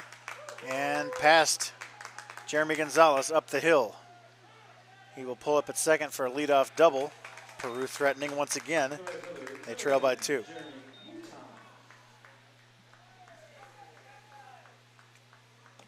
I haven't been calling these MNU games the last couple days because I've been helping coach the softball team in the conference tournament. Something I've never done before. I was a baseball coach for a while, but never a head coach. So I was an assistant softball coach for a few games, and I mean, just right away, we get killed by Grandview. So my first day as a coach, first day as a softball coach, we get run ruled. I mean, it's like, leave me in the trenches taking grenades, Kevin. First pitch misses up for a ball. It's 1-0.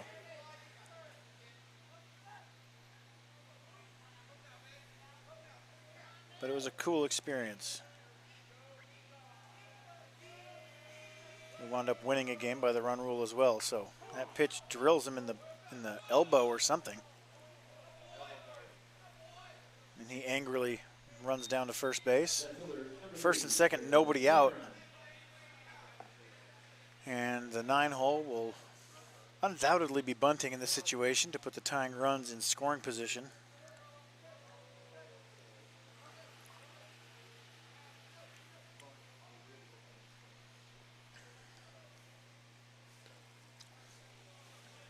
Dameron.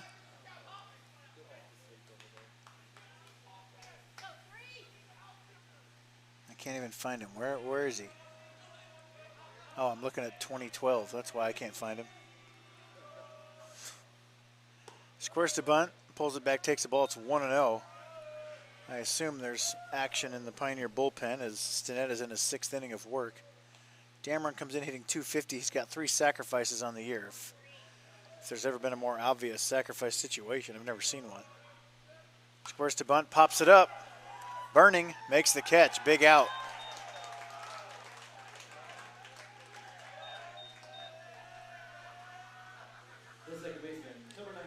Pioneer softball lost that first game against Grandview, then drilled Benedictine 12-3, and then lost a really tough heartbreaker to CMU 2-1 to get knocked out of that tournament. But tough spot.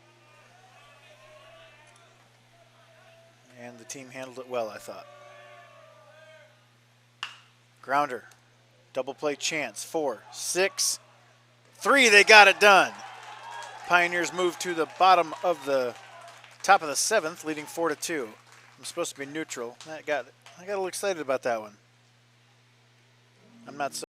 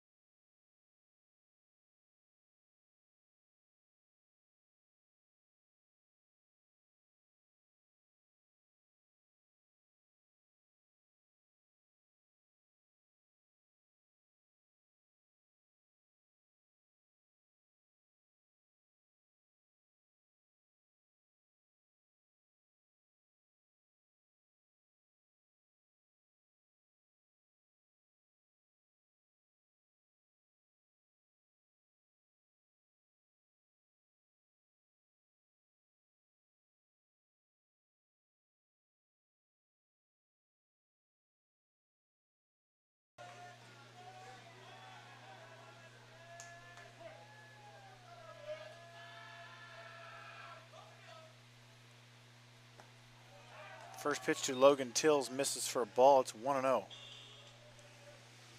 Tills is 0 for 3.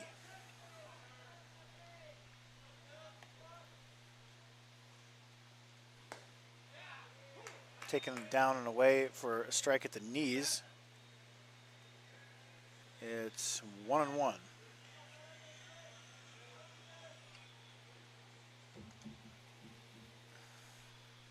Tills takes a breaking ball. Not quite sure where that missed, and it's 2-1.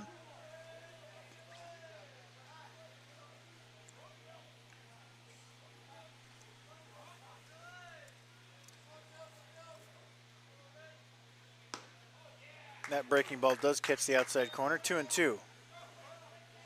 Tills seemed determined to get deep in the count in this at bat. Earlier in the year, he was working walks left and right, getting on base at a ridiculous clip.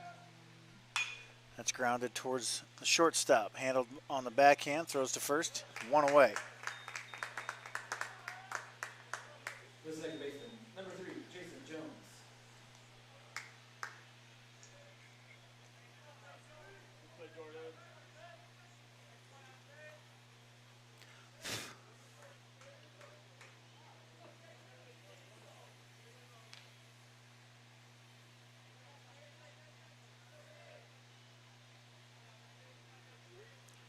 Jason Jones, 0 for 3. Is that what that says?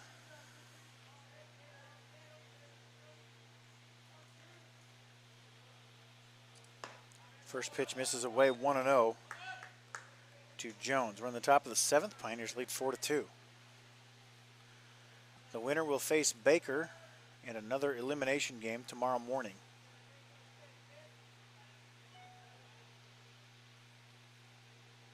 Actually, this morning. The pitch misses. It's 2-0.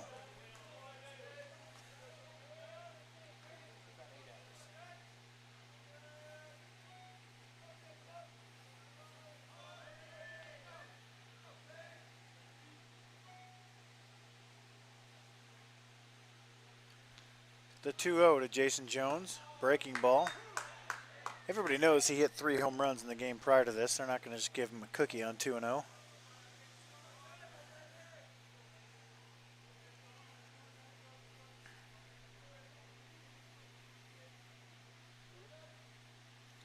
2-1. Popped up on the infield. Foul. And that's going to be an error on McGinnity. Error on foul. You got that? Extends the at bat, and it's 2-2. He just flat out whiffed on that one. It didn't look like he was struggling with it or lost it in the lights or anything like that. I wonder if we even got that. Let me have a look. Here it is, slow-mo. Yeah, he's looking right up at it. And clank. That surprised even him.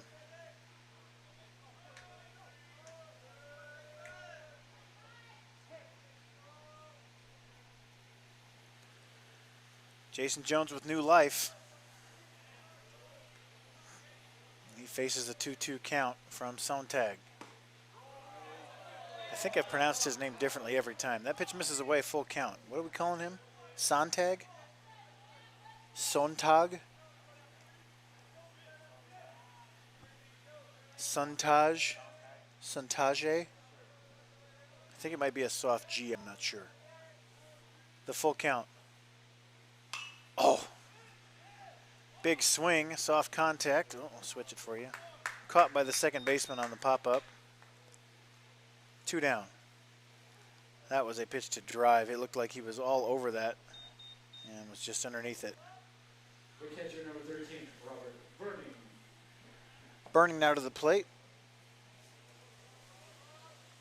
He's 1 for 3 with an RBI. It's been the bottom of the order once again doing the damage for the Pioneers, other than Jason Jones. Obviously, in the first game, it was mostly the bottom of the order in game 1 as well.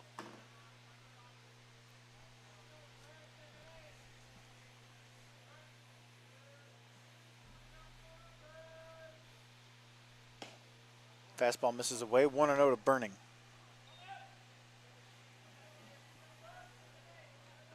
The depth of this lineup is unlike any lineup I've seen in about, how long have I been doing this? 20 years in the NAIA? Am I that old? Yeah. I'm 38. Started NAIA baseball as an 18-year-old freshman. 19, I guess, by the time the season started. And I've never seen a lineup this deep in that many years. The 2-0. That misses down, 3-0.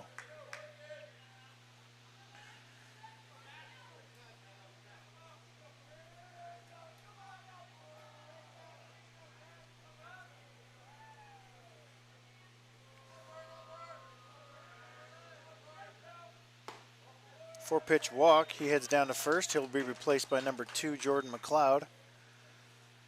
And that'll bring up Jeremy Gonzalez. The right fielder, number 5, Jeremy Gonzalez. Gonzalez hit a home run earlier today, so he is at 6 on the season. Batting right-handed against the lefty Sontag. Jordan McLeod at first, 22 for 27, stealing bases.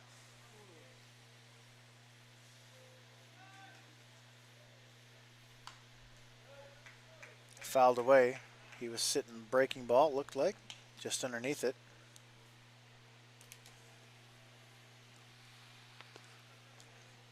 Left-handed is where he does most of his damage, but right-handed, I mean, he's no apple knocker. He's driven some balls to the fence.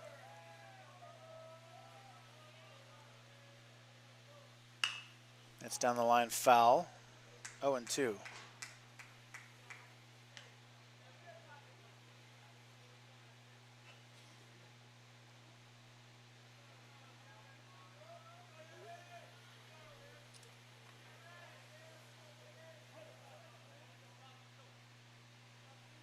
The 0-2, you might see McLeod steal on a bailout situation. There he goes. That's into deep right, nope, shallow center field. Caught by Rodriguez. Pioneers leave another stranded. We go to the bottom of the 7th, stretch time here in Joplin. Pioneers lead the Bobcats 4-2.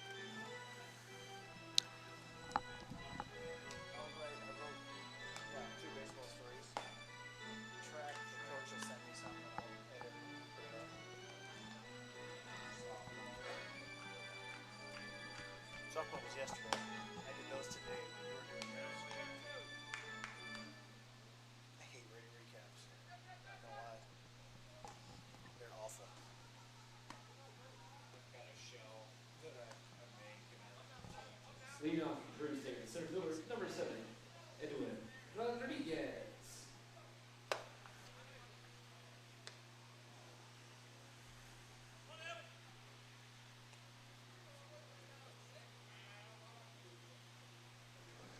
Edwin Rodriguez. Look, I mean, look at this. I hesitate to say anything because I'm going to jinx it, but we have a normal baseball game happening right now. It's 4-2 in the 7th. It's been like 15-2 and 7-7. Everyone's knocking. First pitch to Rodriguez. Hits him in the shoulder, and he goes down to first. First pitch base runner for Peru State. Third baseman, number 13, Mark McGinnity. You don't need to knock on wood with me because the baseball gods have found favor with me.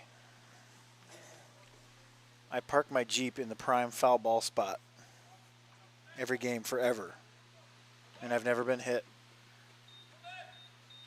And I've never been jinxed. It's fine. Don't give me that look.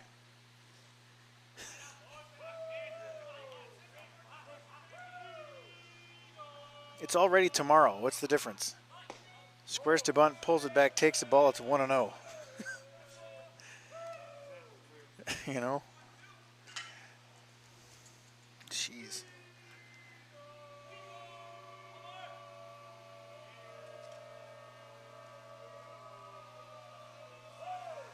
McGinnity squares to bunt, takes a strike. It's 1-1. So that is us. The first strike of the inning, the dugout goes nuts and comes up to the top step. Before that, they sit down in the bowels of the place. Strange little ritual that we've started only recently. There goes the runner. Taken for a ball, picked, nope. Bounces into center field, no further advance, stolen base for Rodriguez. And McGinnity faces a 2-1 count.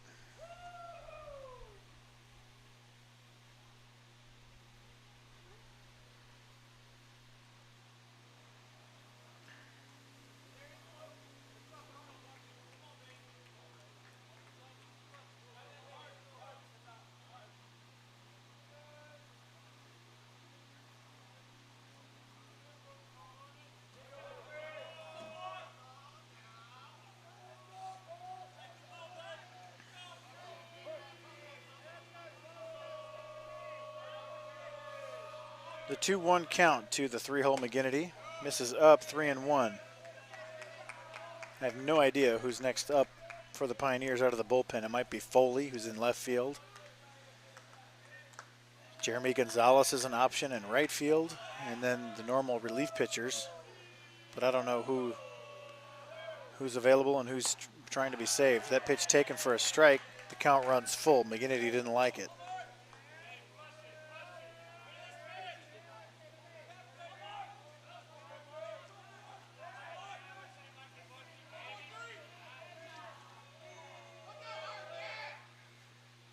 Popped up left field. Foley camping. Makes the catch, one away. Big out for MNU.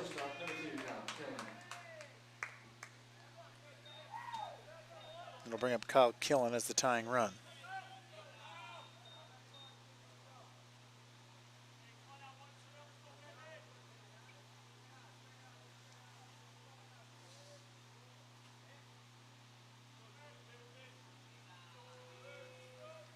First pitch to Killen, taken for a strike, 0-1. Killen's 1 for 2 with a double and an RBI. He did that in the 3rd inning. Pioneers 1 in the 2nd, 2 in the 4th, 1 in the 5th. Peru State 1 in the 1st, 1 in the 2nd. Swung on and missed at a breaking ball, 0-2.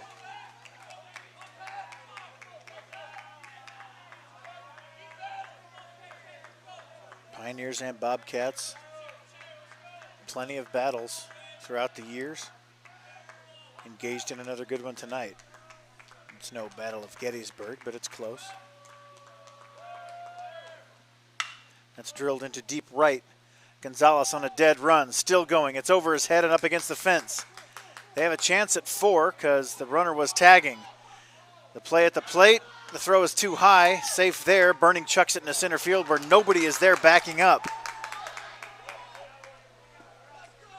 He stops at third. The ball's getting thrown all over the place. We need circus music.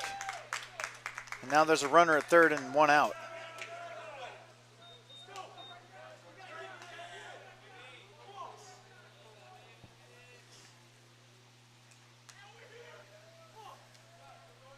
Speaking of Gettysburg, 63 Medals of Honor were awarded to Union soldiers.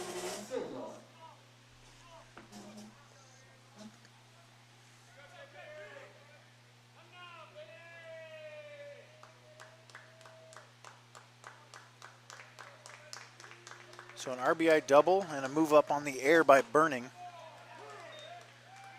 0-1 to Silva. And the Pioneers infield comes in, trying to protect the 4-3 lead in the bottom of the seventh.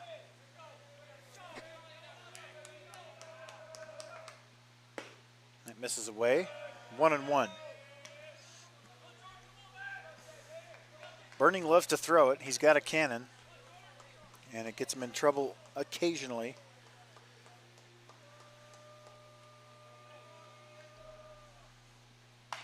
Grounded fouled on the third baseline, 1-2. Killen hammered that ball over the head of Gonzalez in right. The runner at second was tagging, and so when he came up with it, they had a chance at the plate when they threw it to the cutoff man. And then the runner was headed to second, Burning threw it there. Airmailed everybody. Eckley and Gonzalez were still near the fence, so they had to come a long way to get that ball. That pitch misses, it's 2-2. Tying run at third, one out. The 2-2 to short. Runner holds at third. The throw to first, 2 down. Quinones gave him a second look, knowing he had plenty of time, as that ball was right to him. That'll bring up Chet Brown, who's 1 for 3. He singled in the second, flied out in the third, and grounded out to first in the fifth. He's made good contact a couple times. So despite the .222 batting average, he is seeing Stinnett well. First pitch taken for a strike, it's 0-1. Chet Brown says something to the umpire. Slams his bat down, didn't like that. Didn't look too crazy from here, but I'm not directly behind the plate either. That ball in the dirt, great block from Burning, keeps the runner at third, 1-1.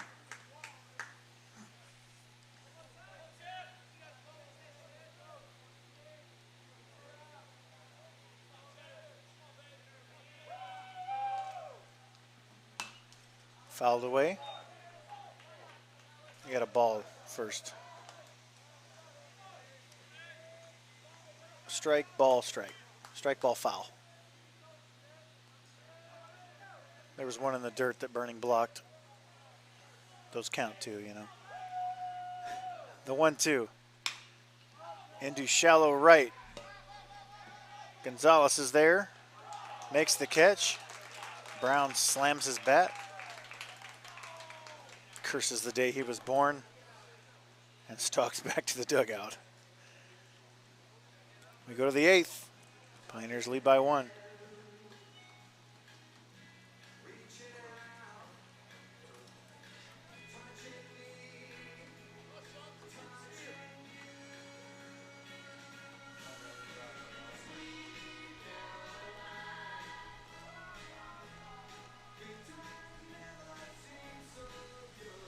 Straight RBI double, right?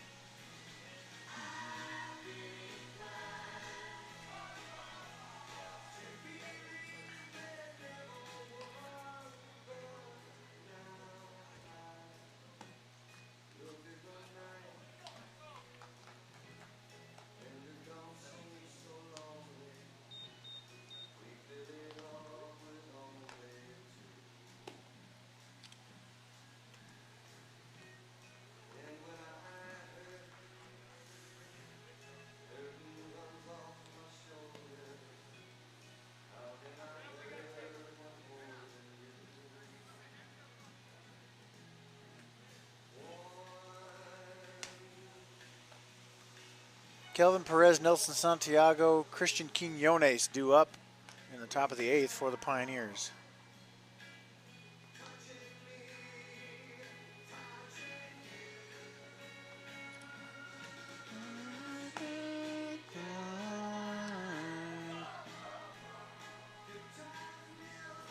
Well done. You got some crowd interaction.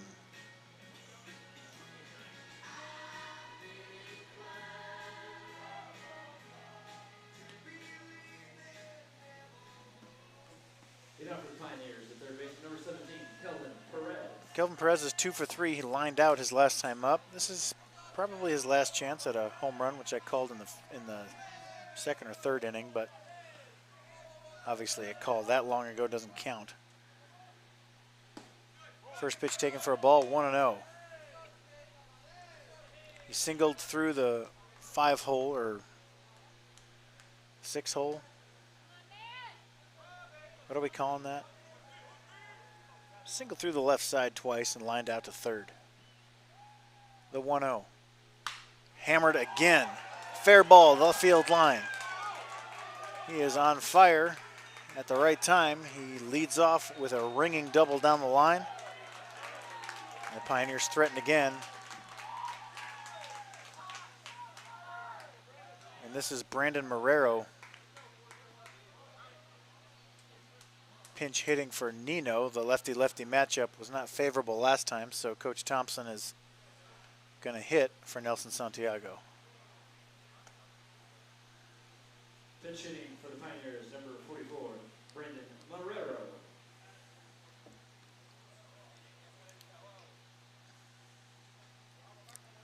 On the season, Marrero hitting .282, 2 doubles, a triple, 4 home runs. And then hit R enter to switch sides of the plate for him. R enter. There you go. When you pinch hit for a lefty, he turns into a lefty, so it shows up oddly. First pitch taken for a strike. It's 0-1 to Marrero. Marrero's had some big hits this year. Game-tying homer late in the game. That's all I can think of at the top of my head, but that was big and fun. The 0-1. Check swing. Taken for a ball. It's a 1-1.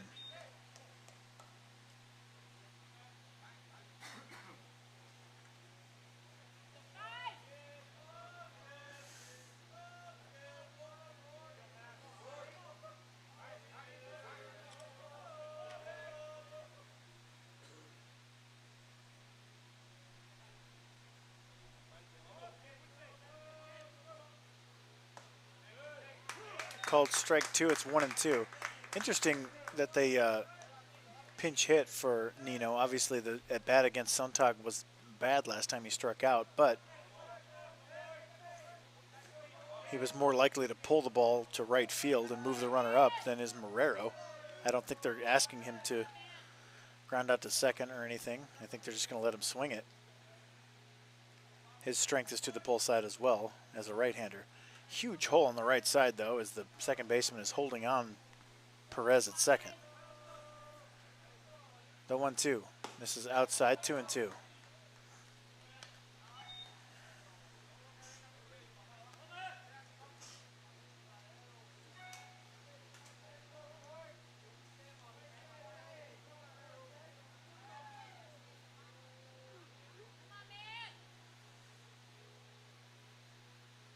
The 2-2.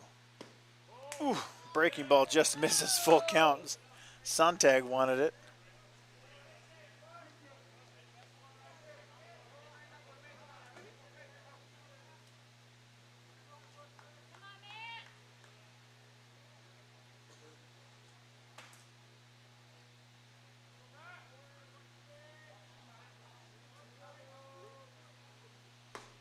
And that misses. Marrero works the walk, and that'll bring up Christian Quinones, and now it's a dilemma. You got your hottest hitter at the plate, and he's ramming balls into the gap all day long. Do you take the bat out of his hands and bunt the runners to second and third? Also, somebody hitting the ball this hard is almost it's a double play threat as well, but I don't know. I don't know what you do. I'm not coaching.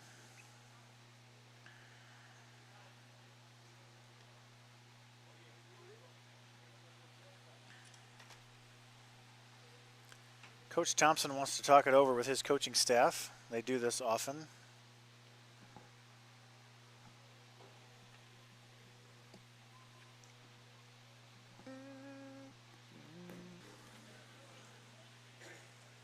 Quinones to the plate. Nobody out. Perez at second. Brandon Marrero at first.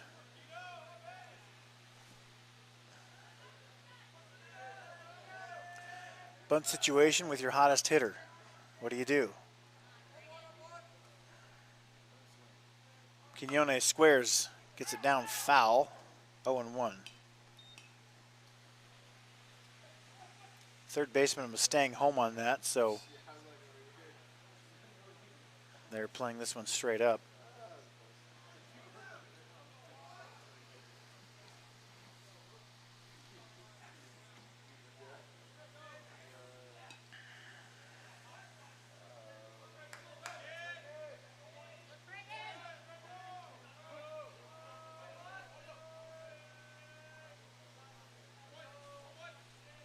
Squares early this time. Pulls it back, takes a strike. Now it's 0-2.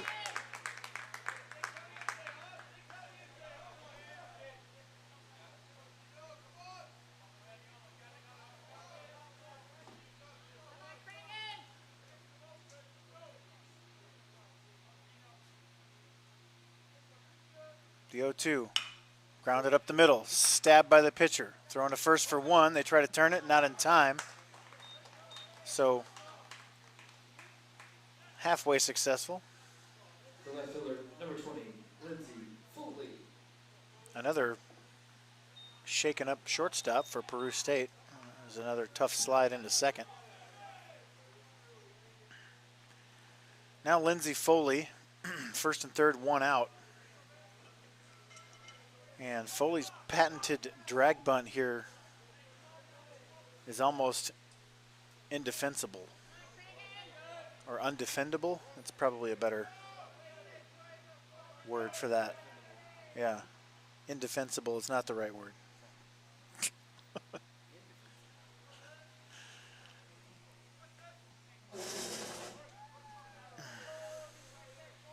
He can drag it up the first base line. First baseman's holding on the runner. Runner from third would score easily. At the very least, he would get the sacrifice. And at most, with his blazing speed, we've timed him at 3-7 down to first a few times. On drag bunts and on chopping ground balls. He's quite an athlete. Could get the base hit there.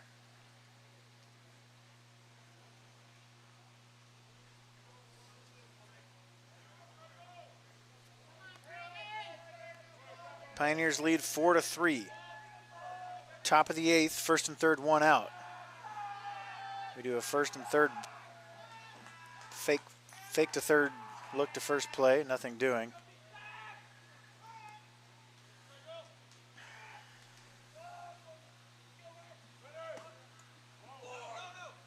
We've got shenanigans out on the field there.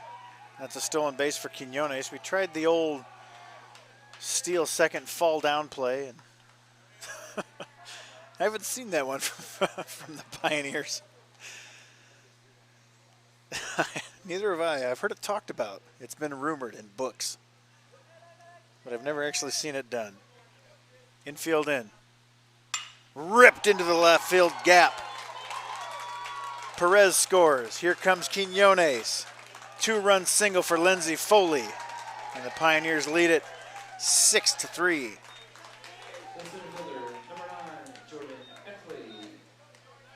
That was just a big time at bat right there from Lindsey Foley. Here it is again.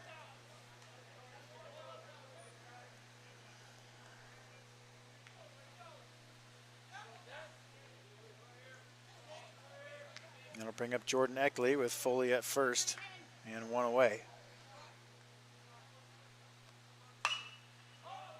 Off the hands into shallow left center. Center fielder takes it. Two down.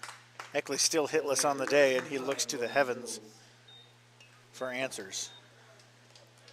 It's like I'm hitting 450. What more do I need to do to get hits? I'm pretty sure he hasn't gone consecutive games hitless all season.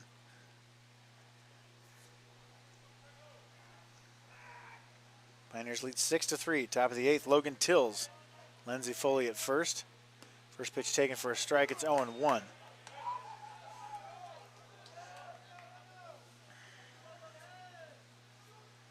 Foley, 6 for 8 stealing bases. That's in the dirt. Foley takes off towards second. Catcher can't find it. And it's a wild pitch. 1-1.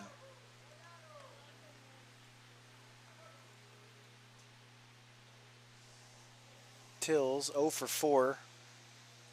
Eckley 0 for 3. Jones 0 for 4. It's been all the bottom of the order today.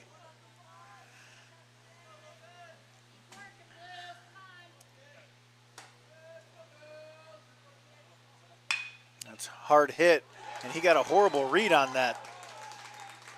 It's into right field. Foley scores. Pioneers lead 7-3. Second baseman actually went the wrong way. There's been some odd reads.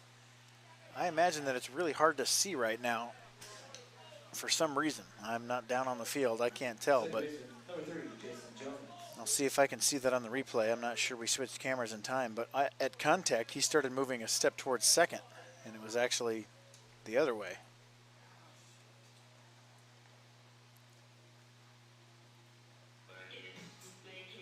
Yeah, it was a step to his left, and he took a step to his right and then had to dive the other way once he realized which way it was going.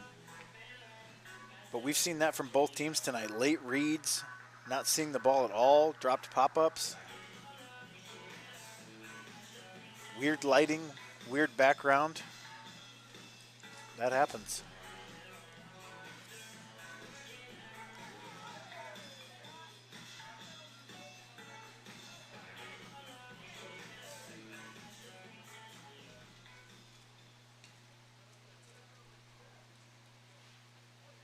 Jason Jones 0 for 4.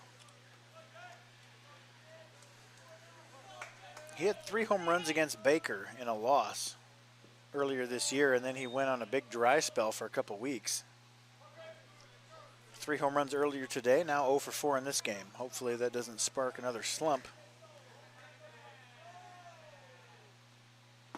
Swung on and missed. 1-1.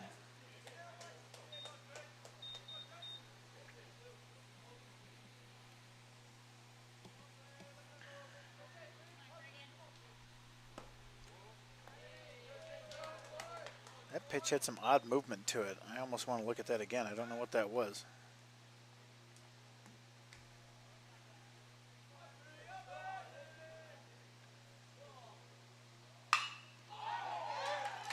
Dang it. Live. I was messing with replay while Jason Jones ripped a single into center, and that screwed me all up. I'm shamed. Catcher number 13, Robert Burning. Okay, whatever. Apologies.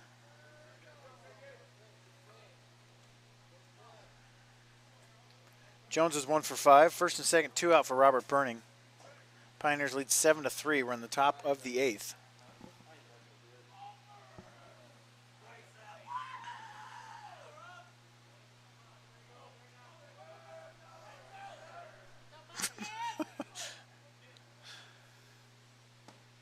That pitch misses away at 0-1.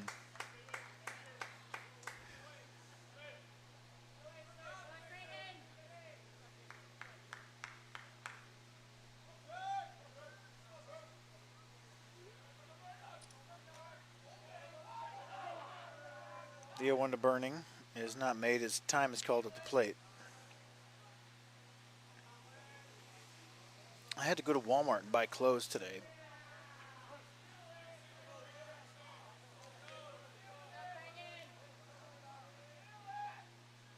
That's ripped up the middle off the glove of a diving second baseman. Rounding third is Tills. Heading to third is Jones. With the way people are seeing the ball today, that's got to be a base knock, right? Even though it was kind of right to him. It was an absolute bullet. And it is 8-3.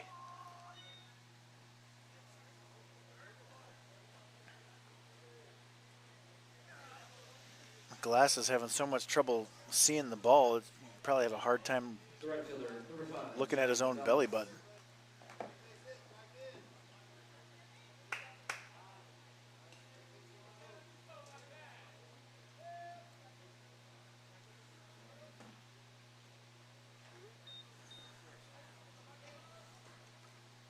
Pioneers lead 8-3, top of the 8th.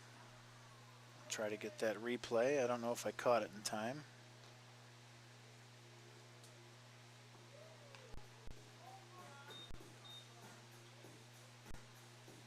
Who's the pitcher again? Hernandez. Thomas Hernandez is 1-3. This is his 15th appearance. He has a 6.48 ERA. In 41 2/3 innings pitched, he's given up 54 hits, struck out 27, and opponents are hitting .312 against him. That'll bring up Jeremy Gonzalez, who's 2 for 4. We're on the top of the 8th. Pioneers are breaking it open. Ground ball to second with the runner in motion. That was McLeod, by the way. Nobody knows how many outs there are. Everyone's throwing the ball all over the yard. It's just a ground out 4-3, fellas. It's okay.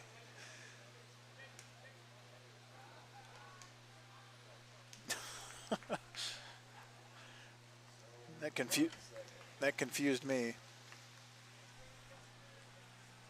Were there any errors?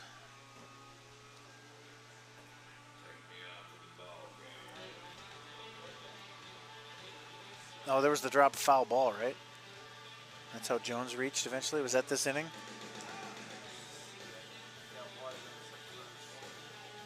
No, no. All right. None, it's none for Hernandez.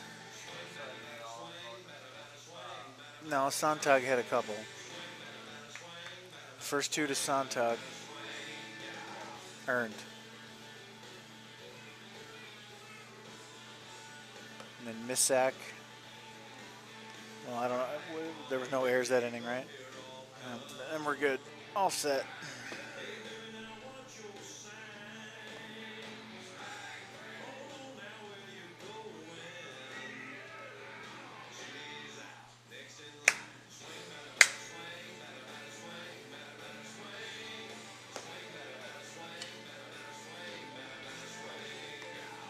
What's that? 13. And then Santiago re-enters 14 at first base.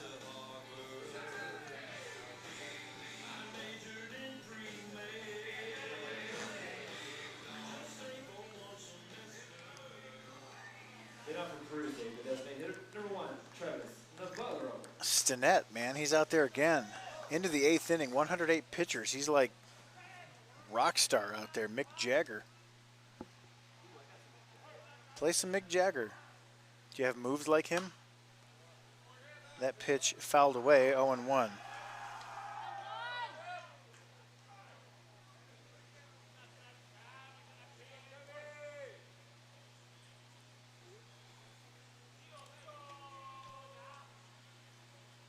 That pitch misses away, 1-1.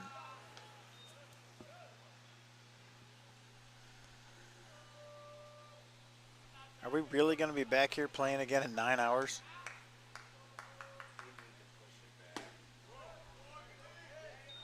Our AD has been pushing for that, so it might happen. That pitch misses. 2-1. I know. We got weather coming. That's the whole issue in the first place. Grounded towards the middle. Quinones rounds it. Fields throws on the run and gets the out at first. Well, he is slick. I've used that word so many times watching him play shortstop this year.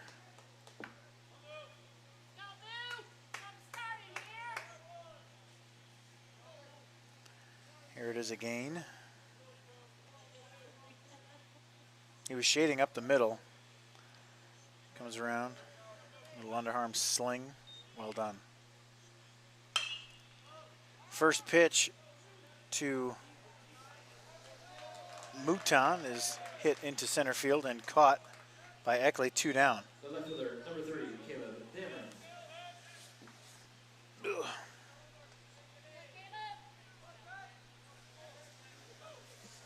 Caleb Damron will bat. Pioneers leading by 5. The 114th pitch by Zach Stinnett is taken for a strike. It's 0-1.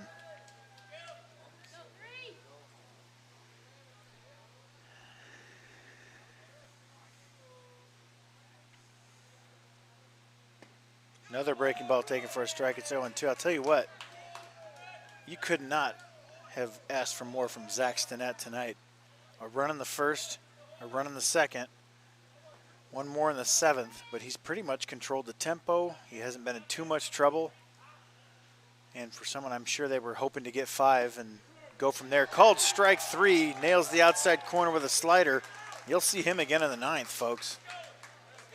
What a performance from Zach Stinnett. And you need stuff like that in these tournaments, especially to come out of the loser's bracket like the Pioneers are looking to do. Leading by 5 as we go to the 9th.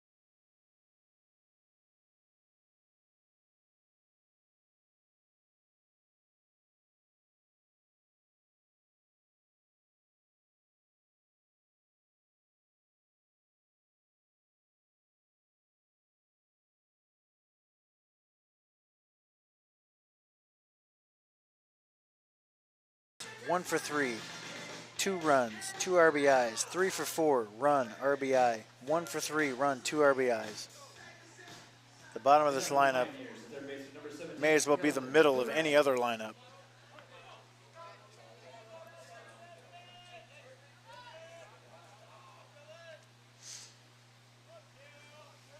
Hernandez in for his second inning of work.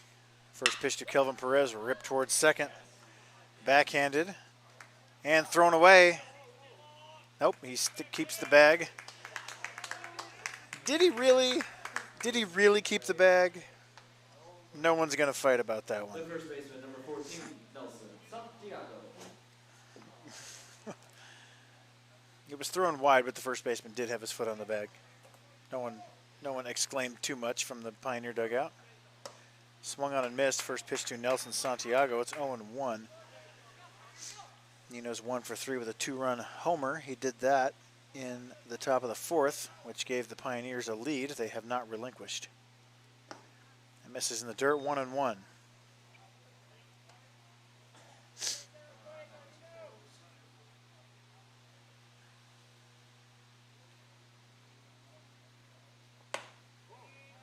Up and away, 2-1. How about the seniors on this Peru State team? Kyle Killen, Edwin Rodriguez. That misses up, 3-1.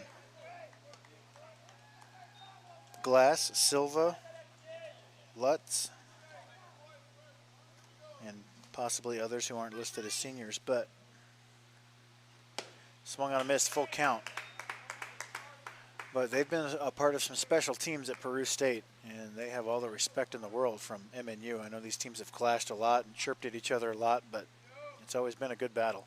Full count pitch, hammered into deep right. Up the hill, he falls down, and it bangs off the scoreboard for another home run by Nelson Santiago. Man, that was a loud smack against that scoreboard, wasn't it?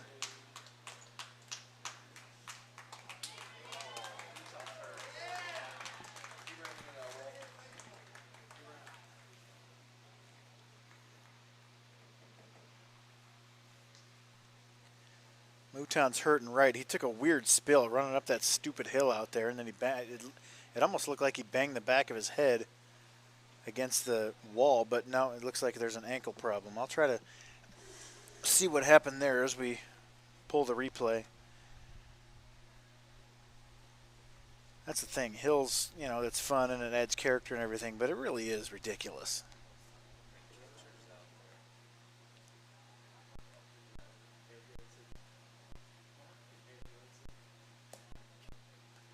Nelson Santiago launched that one. Any kind of bat flip? Let's have a look.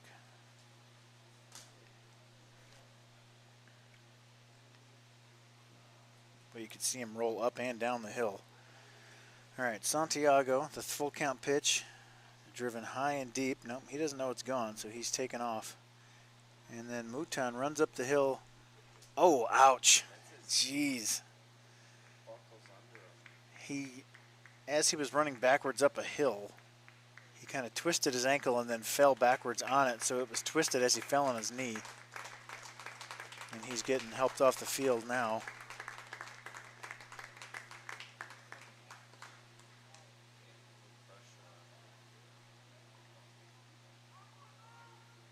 That looked like it really hurt. That was awkward. I mean, I can't believe that hill in Houston still exists.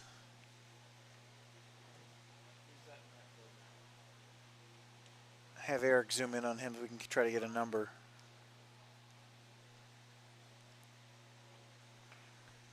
That's Mouton, a sophomore from San Jacinto, California.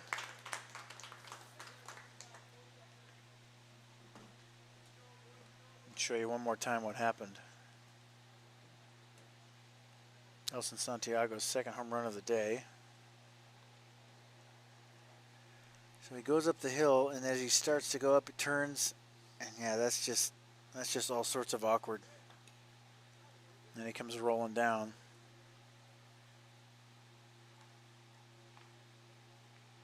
We were all watching the ball at that point and marveling at the smack off the scoreboard.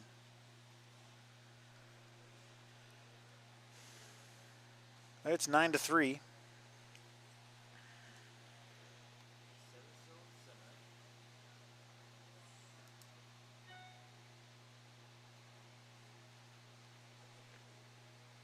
And that hill is just ridiculous. I mean, it's all fun and good, but I mean, it's got a real cheesy, beefy feel to it, and sometimes you're going to get hurt doing that.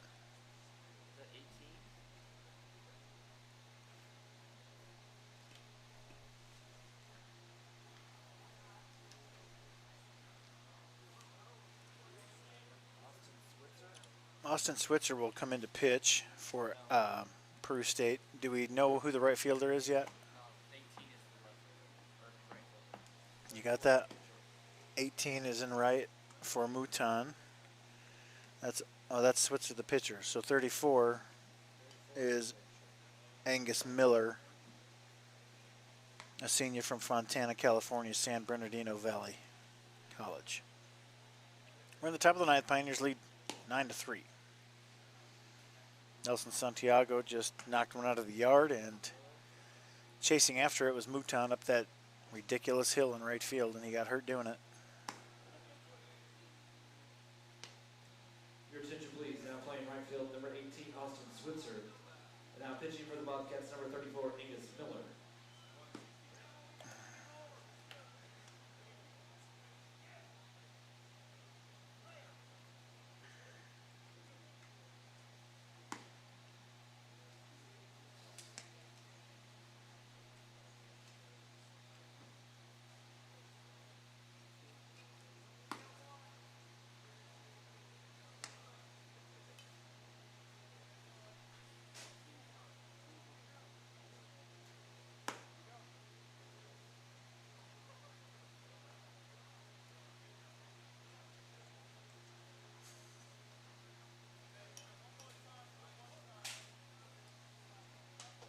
The shortstop, number 1, Christian Canones.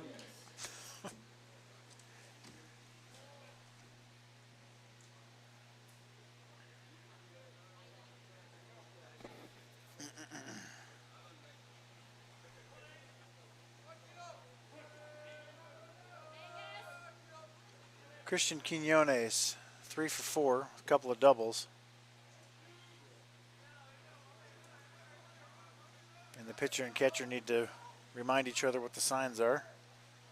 I'm pretty sure 1 is fastball, 2 might be a curveball, pinky, 2-seamer, 3 slider, wiggle, changeup, Oh, what's this? I need to go through this guy's numbers. I'm still broadcasting here. I'm still a professional. First pitch to Christian Quinones is taken for a strike. It's 0-1. Pitcher is Angus Miller. He's 3-0. This is his 24th appearance. That leads the team.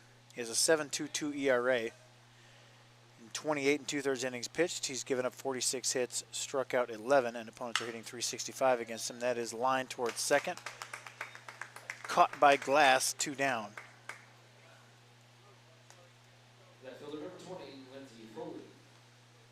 I'll bring up Foley. He's 1 for 3 with a walk, 2 RBIs, a run scored. He had a big 2-run single earlier in this game. Was that in the top of the 7th, I think? Top of the 8th. Fouled straight back.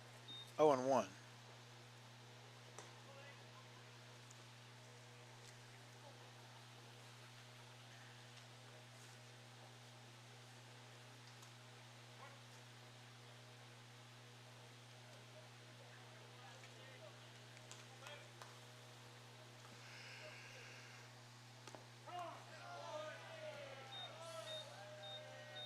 That drills Foley, and Eckley gets one more chance to get on the to get in the hit column. Number 9, Jordan Eckley. All right, so Jordan Eckley came into the game hitting .459, 27 doubles, 3 triples, 11 home runs, 63 RBIs out of the leadoff spot in 51 games. That's ridiculous. Today, he is 0 for 8, 2 walks and an HBP. First pitch to him. Crushed. Picked by the shortstop. Throws to second. He's 0 for 9, and he's going crazy down the first base line.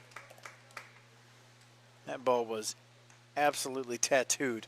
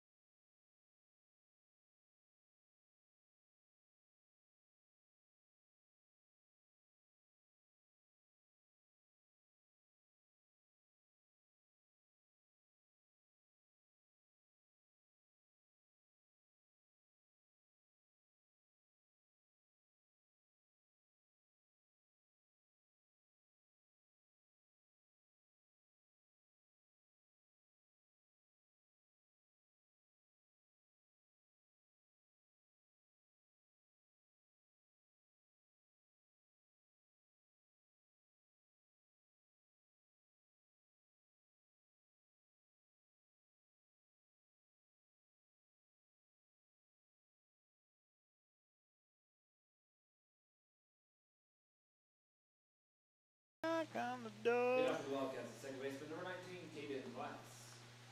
Caden Glass, top of the order for Peru State. He's 0 for 3 with a walk, a run scored, and a stolen base. Zach Stinnett out there. He is at 116 pitches.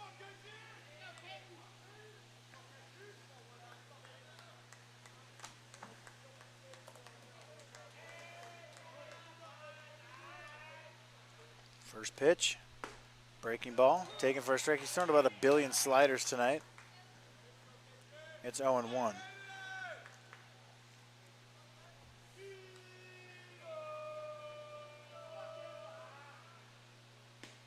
Fastball misses away, 1-1. Zach Stinnett, one of many heroes today for the Pioneers.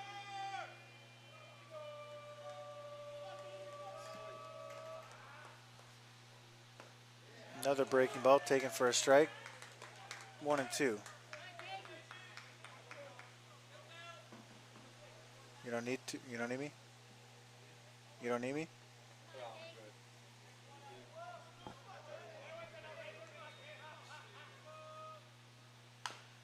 Chopped foul to plate. We'll do it again.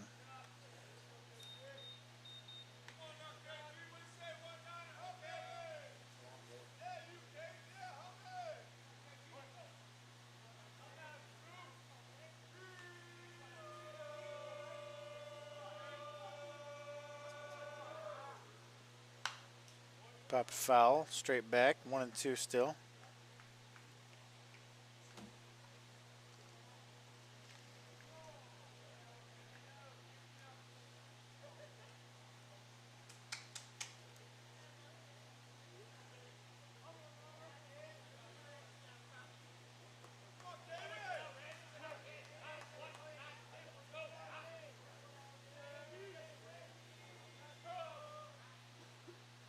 Breaking ball misses, almost hits him in the head, and the count evens at 2.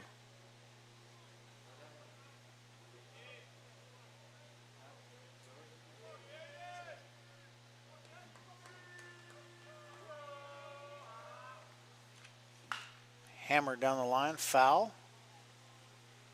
I don't think those people were paying attention, and they all almost just died. They still have no idea that a ball just came whizzing by their heads at 100 miles an hour.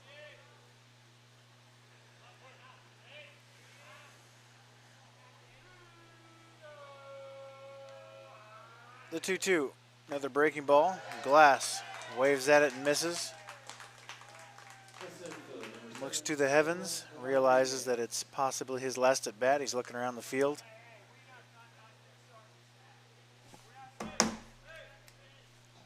Eric! Eric!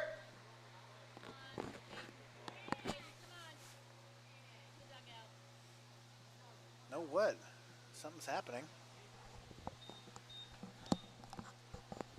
Umpire's talking to Glass.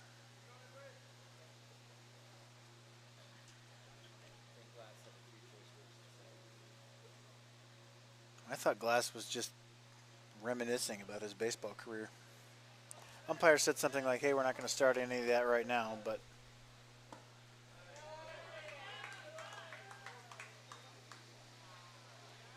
swinging strike to Rodriguez, it's 0-1.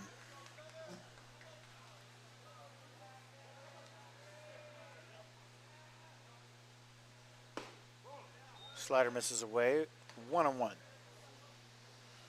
125 pitches for Stinnett. And Emilio Gonzalez went 149 in 8 innings today. Swung on and missed. 1-2. See, you get to a point in the season where you think, I'm going to really juice one and try to knock one out of the yard for my final at bat. And that just slows your bat down. Stinnett can use that to his advantage. It's fouled away, 1-2.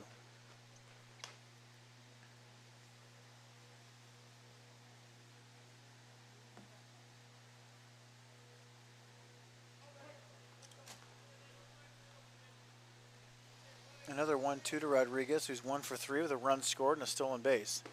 That misses away, 2-2.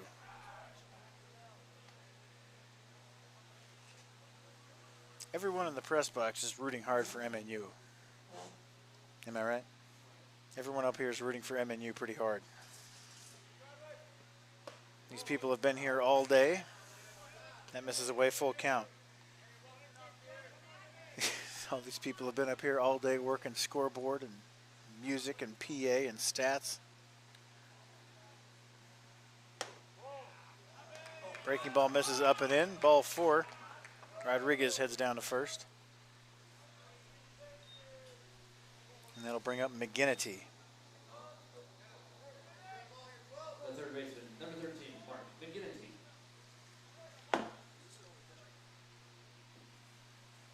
It's been the only pitcher for us today, yeah.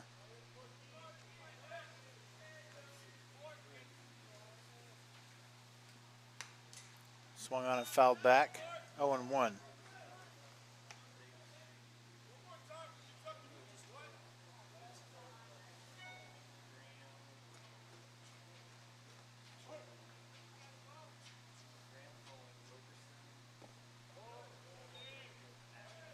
Dave.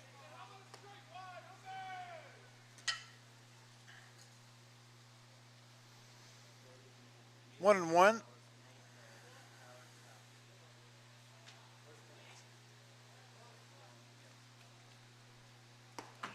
Slider snaps over the plate for a strike. It's 1-2.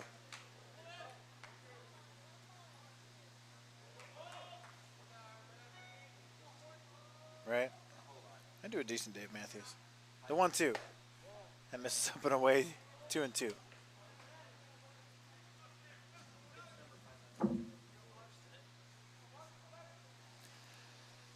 135. He's just trying to catch Emilio Gonzalez. He's got 14 to go. That's hammered up the middle. That'll get through for a base hit. First and second. That's the problem. I mean, 6 runs is not a ridiculous notion. This game is not over. Still need to close it out. I'm sure there is activity in the bullpen. You still feel like it's out of reach at 6 runs, and you've only scored 3 and you're in the 9th, but baseball's hard.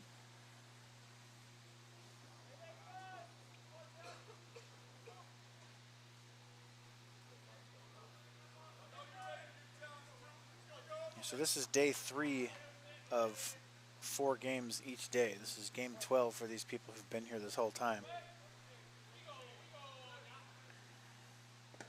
First pitch bounces in the dirt. Burning blocks it. No advance. 1-0.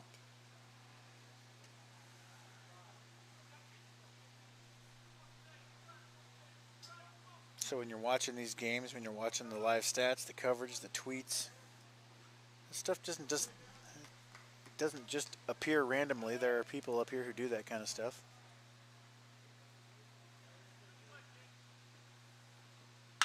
Crushed into left field. That's a single. Foley barehands it again. That's twice he's done that today when the ball is still scooting and the bases are loaded. And Peru threatens with 1 out. The first baseman, number 20, Jordan Silva. Bring up Jordan Silva. So my point is, thank an SID someday. Not asking you to feel sorry for us. We are up here watching baseball. We've been doing that all day. No one's complaining about that. First pitch slider swung on and missed from Silva. It's 0-1.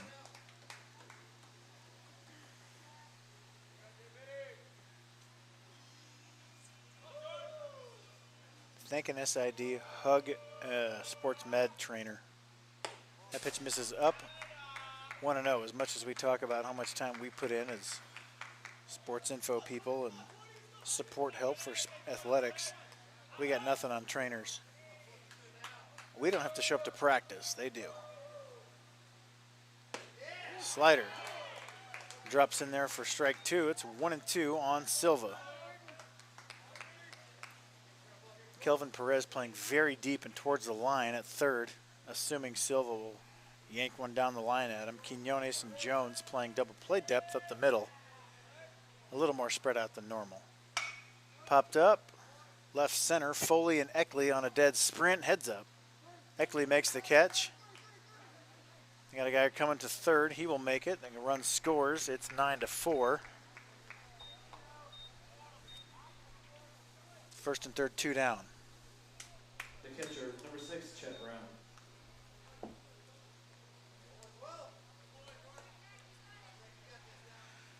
Sac fly for Silva in his final at bat, likely, of his career.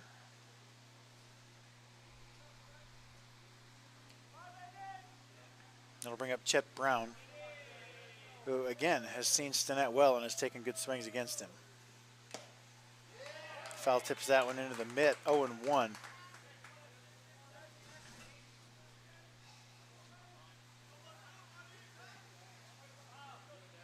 If the Pioneers are going to win this tournament, they have 3 games to win after this one. It is a mountain to climb out of the loser's bracket in these doubly limbs. It's crazy.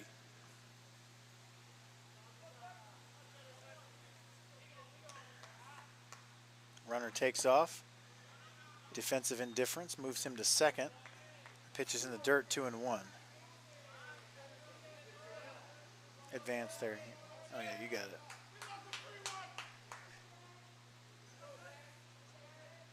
Two and 1 count. To Brown, 2 outs. Pioneers lead 9-4. Crushed down the line. That's going to get down.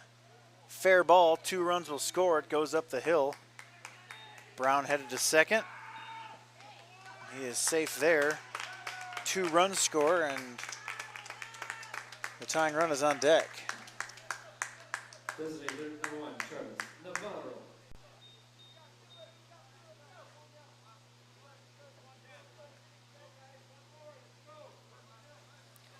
.146 pitches for Stinnett. He might catch Gonzalez just yet. As that pitch was rammed into the corner.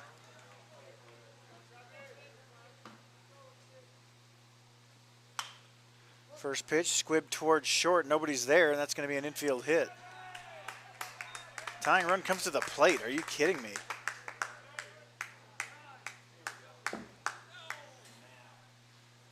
He wants Lindsey Foley.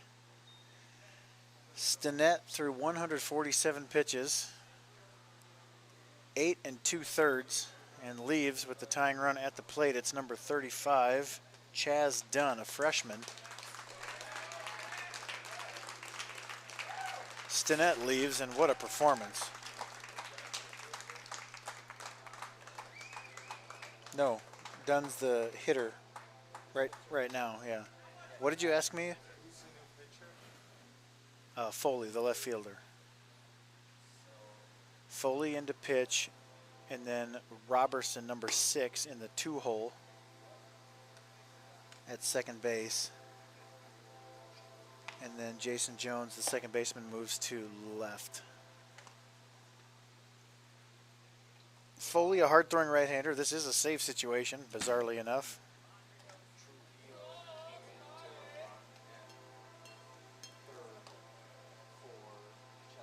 And you got that? Okay.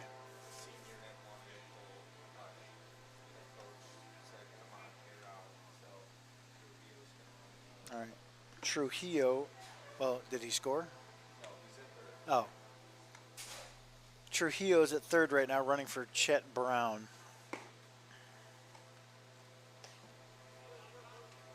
Foley's ready to go. Blake Robertson taking some ground balls at second. Tills is out of the game. Robertson into the 2-hole at second base. Jason Jones moves to left field.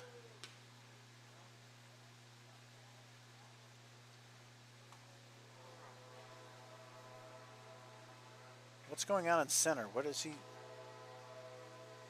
Did he go to the bathroom? Oh my, that's remarkable. Now pitching for the Pioneers, number 20, Lindsey Foley. Number 3, Jason Jones. And entering the ball game playing. There's a bathroom in the dugout. He hasn't been out here that long. Pitching for the Bobcats, number 35, Chaz Dunn. No, hitting is Chaz Dunn, right? The pinch hitter is Chaz Dunn. Okay. You said that. I'm an idiot. First pitch to Chaz Dunn. Misses down and in. Foley throws upper 80s, low 90s. He can really bring it. Yeah, Trujillo at third. We're in the top of the ninth. Pioneers lead 9-6. Tying run at the plate. I need to get you Dunn's numbers here in a second. That pitch misses. 2-0. All of a sudden we got a ball game. This is unbelievable. Foley has 3 saves. He's 3-2 with a 6.39 ERA. Dunn, 3-0. No way. Chaz Dunn is hitting 172. He's 5 for 29 with a double and 2 RBIs.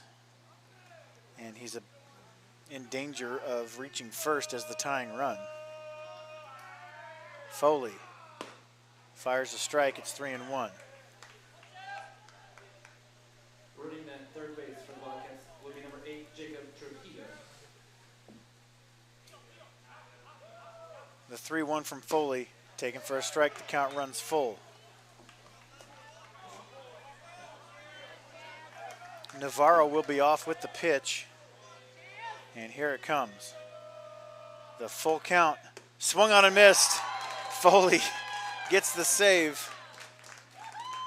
Dunn strikes out swinging to finish the season for Peru State. Zach Stinnett, 8 2/3. Yeah. And we'll be back at 10 tomorrow, folks. Pioneers need to beat Baker at 10 and CMU at 1 to have a chance at the title, which would be the next day. All right, Stinnett, I got you. Who's your loser, first of all? It'd be the starter. Hirschfeld. He's 3-6. Yeah. Stinnett is 4-1. Yeah, Foley gets the save. That's 4. His 4th. Pioneers are 41 and something. I don't know. We'll see you tomorrow, folks. Love you.